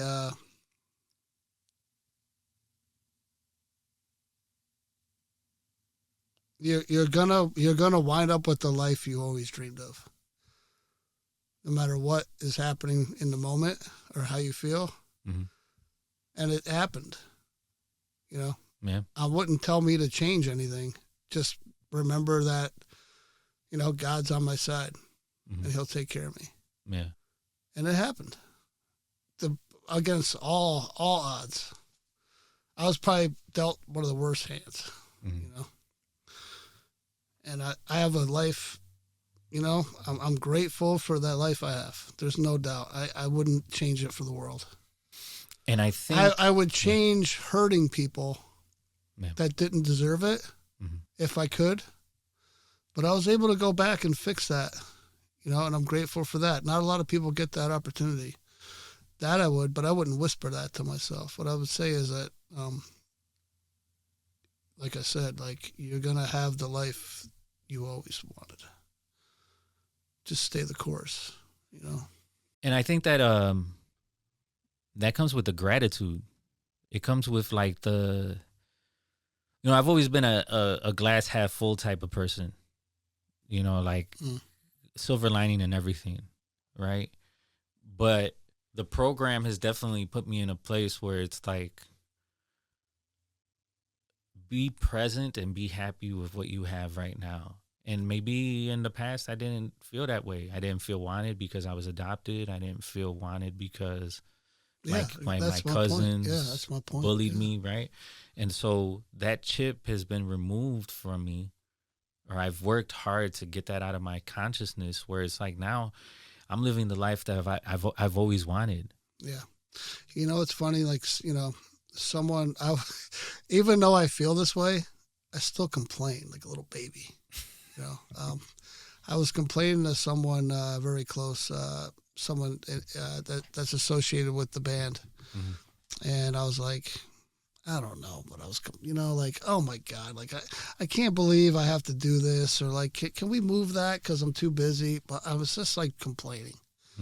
And she was just like, you know what? I know dudes that would love to have just one of your things that you do. Even if it's just your stupid job, they would love to have your job. You have all three things. I was like, you know what? Damn, man, you're right. You're right. I got to keep that in perspective. You know, You got to check that. Yeah. And it's good to have those people that are telling you that. Yeah. Because it makes You're you. right. You know who tells me that the most? What? My sponsor. Yeah. My sponsor. He's like, you know what? He calls me. Yeah. He's like, Rob, you know what? You're a crackhead. Like that? Yeah. Okay. And I was like, God damn it, I am. Don't ever forget that. I am one. I was like, you know what, Mark? He goes, what? You are too. And then we laugh. Yeah. And then we put things in perspective. And that's the gift, man. That's the gift. And that's coming back to the first day that I walked into the Alano Club. That's the gift. The gift is being able to laugh. Yeah. Being able to forgive yourself. Being able to move on and grow. Yeah. Because that person that approached me and told me to not tell anybody that they were part of the program, they hadn't gotten that freedom. And it's like I'm able to yeah, but to also, be. you know what's beautiful too, and especially coming like we do, you know, the musical end one day, I'll ride motorcycles till I can't walk anymore. But you know, the notoriety of being an accomplished artist in that field and all that, I'll retire from my job. We'll always have AA. Yeah. I'll always have somewhere to go. I'll always have a community and a fellowship. You know what I mean? And one day we'll be those dudes. You know? Yeah. Yeah, man. And I love that. Man. And I love the fact that, like, you know, my home group, you know, it was a little weird, to be honest. When I walked into a group, like when Ed asked me, or he was like, yo, you go to this, you've met me here, and I was chairing here, but like, this is the real meeting, you know, and it's an all men's group, and it's a closed group, and, you know, it's real. So I walk in there, right, and I'm a Mexican, and like, there are not very many of us in that meeting. It's like a group of a whole bunch of old white people. And Yeah, and there's like a reservation that comes with that when you first walk in, where you just like, damn, You know, I'm it's an around a whole old meeting bunch when of- I feel young in that meeting, bro. Man, yeah, people have been sober for like 60, Yeah. 40, 50 years, and it's just like, and I felt a kind of way, but it's just like, yeah, man, it's a gift. Like the gift of that meeting is that it's so, people are so authentic and like meaningful with their Yeah, answers. there's people in there like they've been there 40 years and are so happy to be there every Saturday. And so I just led this last Saturday, and I wanted to be honest. I like told them everything, you know what I'm saying? But I told them everything, so I went over my time. And you know, at that group, they're like, "Yo, Yeah, they 20 want minutes, things on time. 20 Yeah. minutes." They were busting my balls about it. They were busting my balls. They were just like, "Yeah, man, you went over. Like, you didn't have to tell us your whole story." That comes with it. Like the first 20 minutes, we were still waiting for you to include alcohol in it. So you were like, yeah, in the 6th grade. Yeah. When I start hearing that stuff, I was like, oh, man, we're 10 minutes in. We're only on the 6th grade. No, but the great part is that, like, you know, it's the first time that I've told them the whole story. Yeah. Obviously. But it was also like it's that ribbing. It's that like fun. It's that It's the fellowship, man. we're gonna make Yeah. fun of you. We're gonna bust your Yeah, balls. You know, it's funny when you ask me like some turning points, you know, like what some decisions, and one of them was moving to Chicago. Yeah. You know, what I didn't say in that was that how grateful and fortunate I am to got sober in Chicago. I've been all over the world. I've been in meetings in Spain, many countries, on boats. There is nothing, and I mean nothing, that can compare to Chicago AA. Mhm. It's just a gift, and truly is a gift, man. And I am very, I don't want to say lucky, very fortunate, man, to get sober here. I might not have gotten sober anywhere else. Maybe I would, maybe I won't. I'm not going to say that, but Chicago AA kept me there moving the rooms, the meetings, the people. It's fantastic. But why? One is it's abundant. Mhm. It's abundant. I can get a good meeting anytime. Two is the fellowship is fantastic. The people, it's inclusiveness. Like you said, you can go to a meeting with 40 years sober white dudes, but I can also go down to the club, which I've done a bunch of times, and probably the 3 best meetings I've ever been to were down there on, so I love it. I love it. Man, they're the younger clubs too. Yeah. Just the service. It's just, man, it's robust. The people are great and inviting. You want to speak, you can speak anytime. There's all kinds of events happening.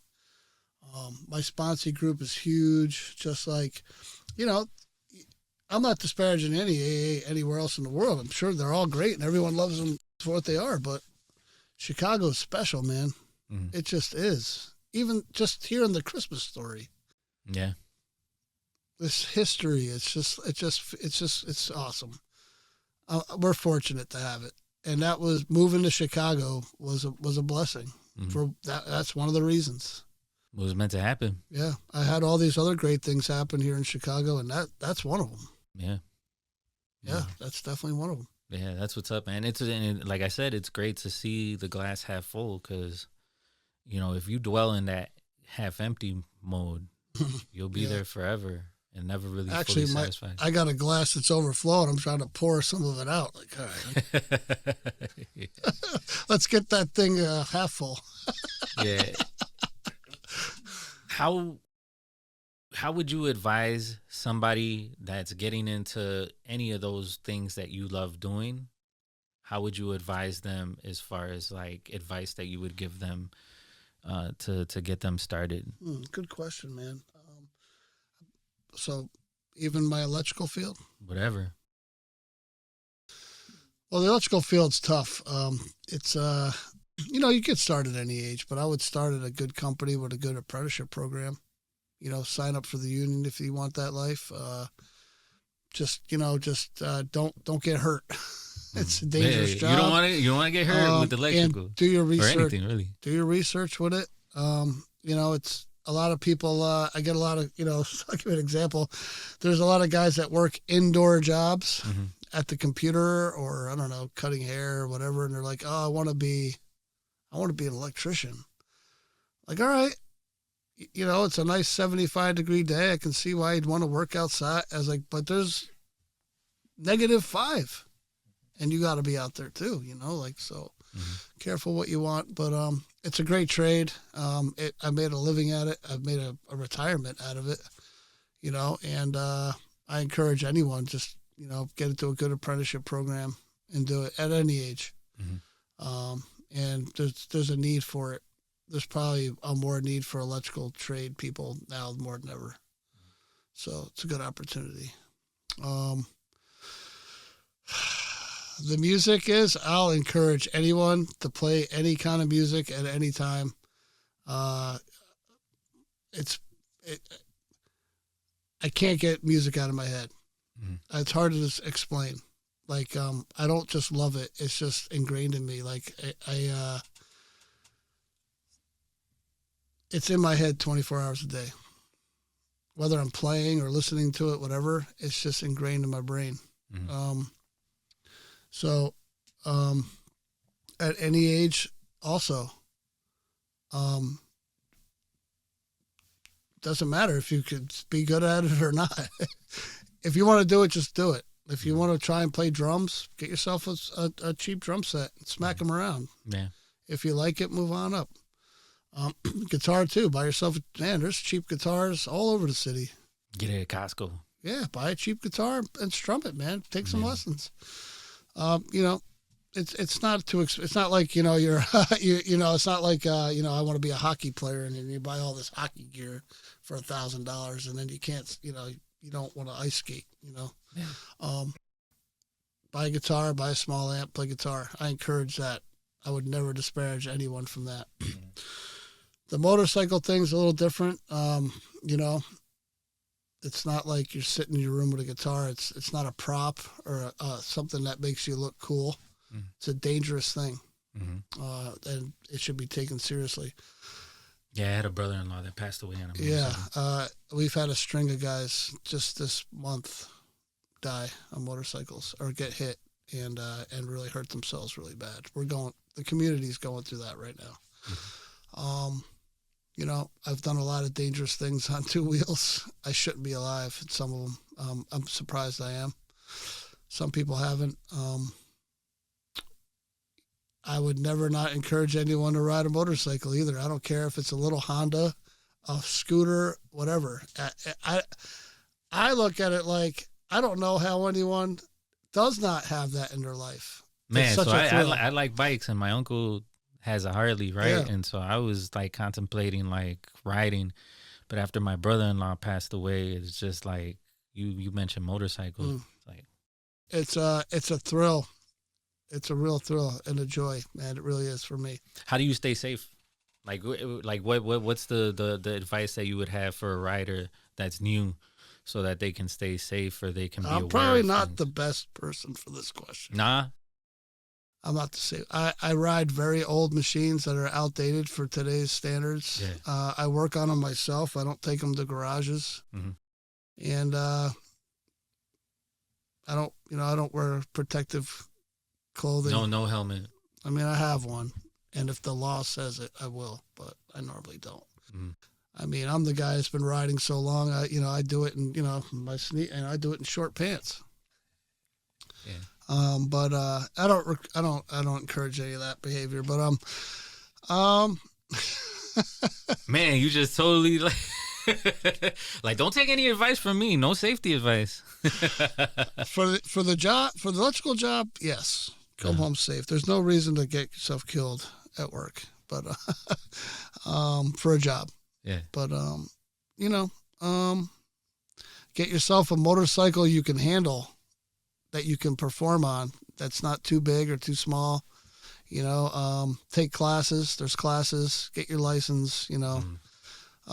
Me, I just bought a very old, and like, so I ride motorcycles from the 40s, you know, and, you know, picture a car or a machine from the 40s, you know, that, you know, it's hard to explain. It's rudimentary. It's like, then I'll take that 40s machine and I'll like make it really long, or I'll move something on it, or I'll put, you know, big bar, you know, and I'll make it so you're shifting and it's got no front brakes.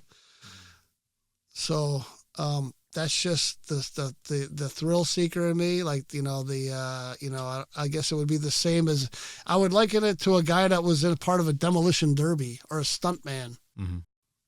Right. I have that gene. Yeah. So you want to take it to the cusp. I'm doing like 70 miles an hour on something that shouldn't be going 70 miles an hour, you know, on the road. But how do you stay safe then? How have you lived so long? Well, I got sober. One. Yeah, don't ride when you're drunk. Two is, I'm not older. So that is kind of, I ride every day, but I don't ride like that every day. But I ride those bikes like that every day. Boy, that's a snowball question. Follow the rules of the road. Follow all your local laws. Wear protective equipment, gloves, boots, helmet, face shield. And maybe hearing protection so your ears don't, you know, just loud. Yeah. Follow all the rules of the road, people. Well, they make Harleys to make that noise. That they're loud. Yeah, that has to jack your ears up a lot. Yeah, so I mean, for the purpose of the podcast, and I do work for Harley Davidson now directly. I was on I do their, this is another thing I do. They rent my old, so if they'll put out a motorcycle that resembles one from the 40s or 50s, they'll use mine as props in their ads. And they pay me for it. And sometimes I'm the prop, where like the new motorcycle's going and I have to ride with him. And they're always, you know, I have to wear the helmet and the glasses and the gloves. But I ride with one hand, you know, because I have to shift with the other one, which in the 40s and 50s wasn't a big deal. But today, you got to have both hands on, you know, you got to be, you know. You got to be safe. And they're always yelling at me. They're like, we can't use that footage. Like, why? Because you're riding with one hand. And I said, well, I have to shift with this hand. Yeah. I have to ride with one hand. They're like, no. You got to grow another arm. I need 3 arms. Yeah. So even Harley Davidson gives me stuff for it. Well, how can people reach out to you if they wanted to see the bikes or to? Yeah. So I decided that I'm not really like technologically inclined. So I only have Instagram. Okay. So my personal Instagram, and it's, if you like the music, the Instagram is, because it's my business, my personal business, it is about 90% motorcycle related. And that's at Bobby GT. So Bobby GT, at Bobby GT. Okay. Bobby Good Times. Yeah, and you got to give us at least the last, like, where does the good times hold come? on, but also, if you're into the music, my band Trouble that I'm in now, the band I tour with and record with now, so it's a Facebook page, and it's Trouble Metal at Facebook, and it's the local Chicago band Trouble. So, which I'm just Rob Hultz. You're just Rob Hultz? Trouble. Yeah. Bobby Good Times is my biker name. Yeah. And so where does the good times come from? Someone just said, here he comes. Here's good time. The good times showed up. Like, I'd pull up somewhere on a bike and be like, you know, I'd have the life of the party. I'd have the drugs, man. You know, a good looking woman with me. I don't know. I'd be like, oh, come on, man, let's go to this concert. You know, get everyone in on the guest list. Just things like that. Yeah. I became like, oh, there's, you know, Bobby Good Times. Yeah, and then how have you? I want to end it in a way that's like not grown away from Bobby Good Times, right? Because that's always going to be part of you. But how have you just become Rob? You know, when I first got sober, I was like, all right, I don't want to hear Bobby Good Times ever again. Mm-hmm. I'm done with it. I'm Rob Hultz. That's it. Mm-hmm. And even in the early bike shows I was invited to, like in sobriety, Mm-hmm. like I didn't get back into the bike thing for about 2 years. Mm-hmm. I had all my bikes apart. My bikes were in ruin. My shop was in ruin. I'd ruined everything. Mm-hmm. And it took me about 2 years to get my shop back up and running, get a motorcycle running and whatever. And my buddy's a really known motorcycle photographer, like world renowned. And he's like, come on, man, get back on the horse, dude. We're going to go downtown to Chicago and we're going to shoot some film. And the pictures came back and they're known photos. Like they're in magazines, they're in ads, right? I don't know why. I was just like, maybe I was like 6 months sober. And he's like, and I was just like, you know what? I'm going to get back into this. Why not? And I talked to my sponsor and he's like, Rob, no one said you had to give up the things you love. Yeah. You know, just stay sober. Yeah. You know, and I was like, all right. So I took all the drug paraphernalia out of the shop. I was living there and it was a couch, but it was really short. And I threw it in the dumpster. I was like, I'm never going to sleep here ever again. How did you sleep on a short couch? I don't know, man. Man, that's rough. I wouldn't sleep. I'd be up for days, bender, you know. And I threw that in the dumpster. Yeah. You know, I was like, I'll never sleep here again. Made that promise to myself. I took that loaded 45 and I put it in its case and I put it back in the toolbox. And I started working in the garage. And so I was I was never Bobby Good Times with the music. It was strictly a biker thing.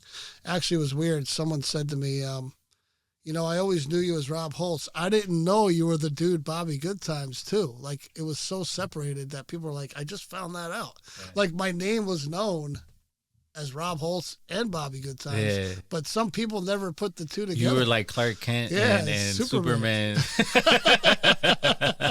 So it's that I like that. That's funny. But I was like, you know, I'm ditching it. And then one day, man, we were trying to come up with names for stuff. And no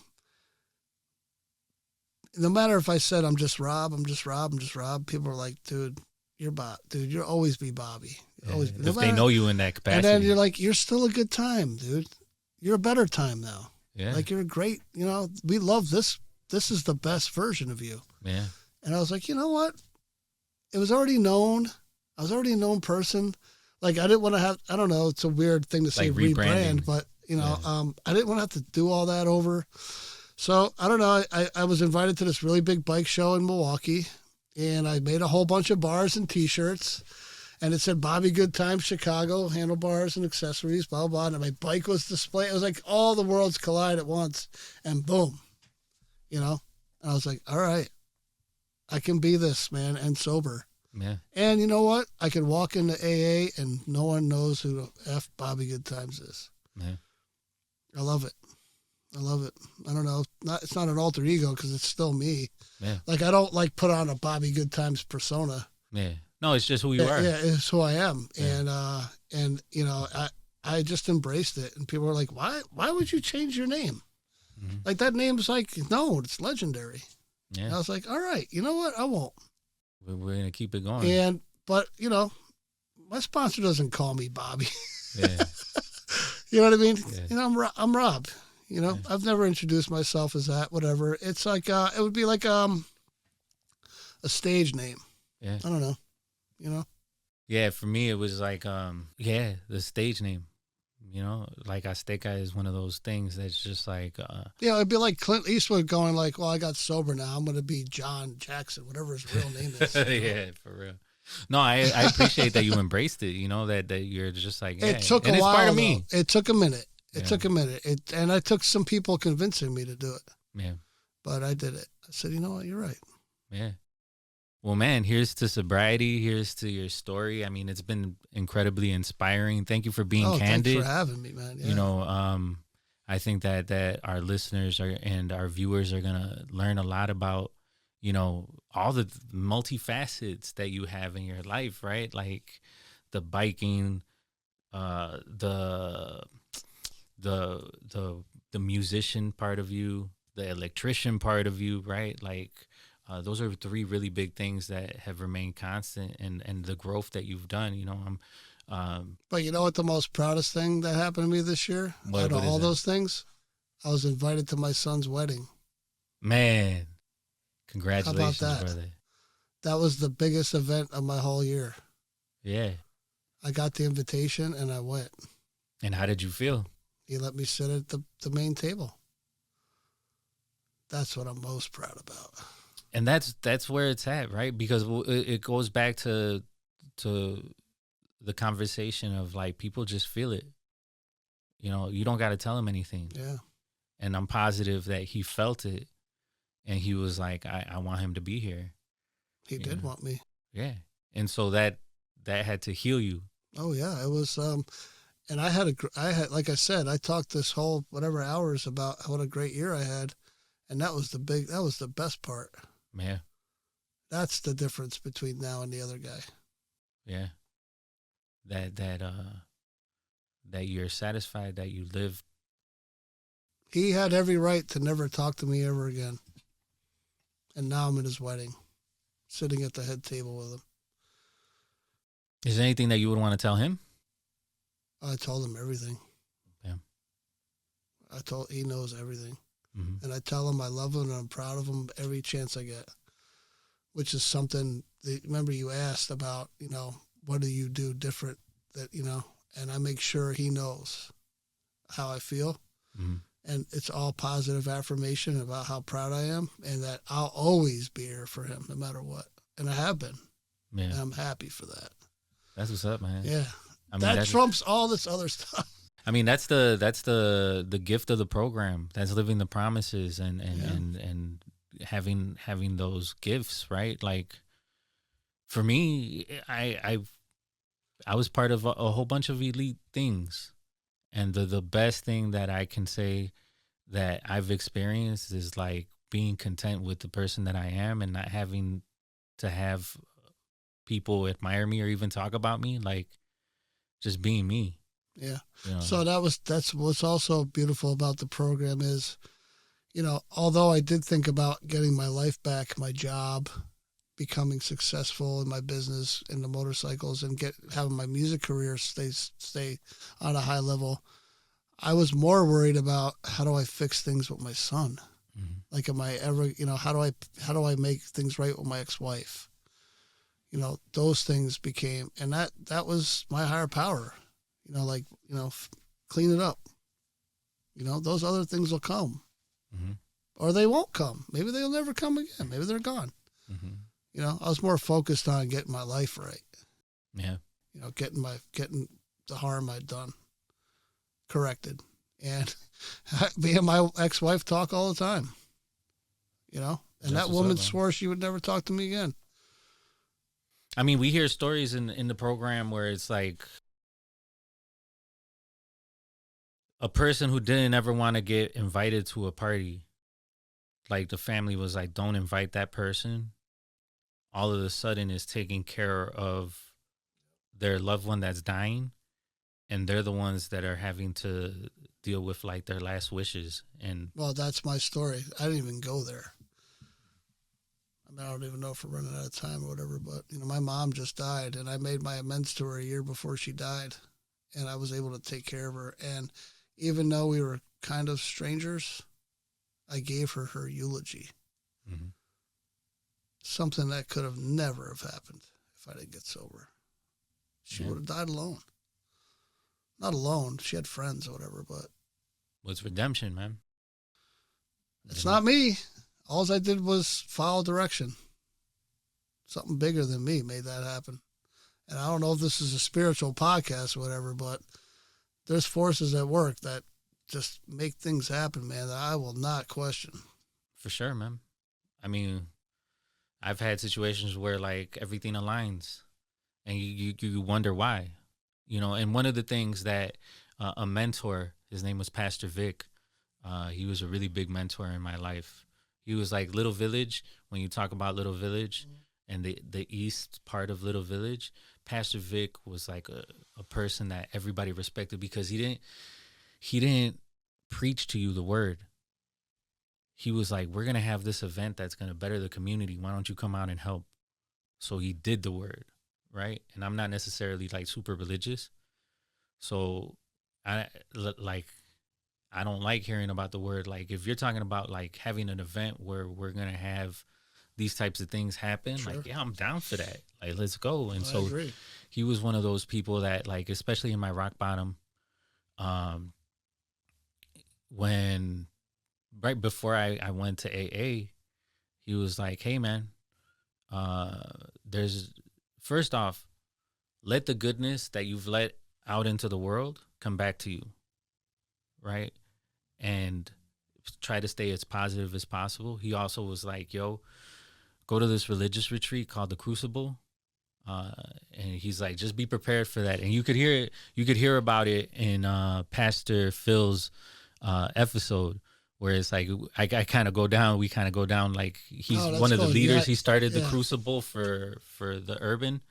It's called the Urban Crucible. And it's intense. But like I said, Pastor Vic would always tell me, let the good energy that you let out into the world come back to you. And I believe in that. You know what I'm saying? Like good things are happening and I'm happy, and that's because of the program. And the other thing is like you hit rock bottom, you make dumb decisions, you hurt people. But you learn through all of it. And then I'm so glad I walked through those doors. It's made me the person I am. And I fought it tooth and nail too, man. Yeah. Yeah, I did. I was one of those guys, man. I did not want to go. And look at us. I know. Living the dream. What Ed always tells us. What are you doing? I'm living the dream.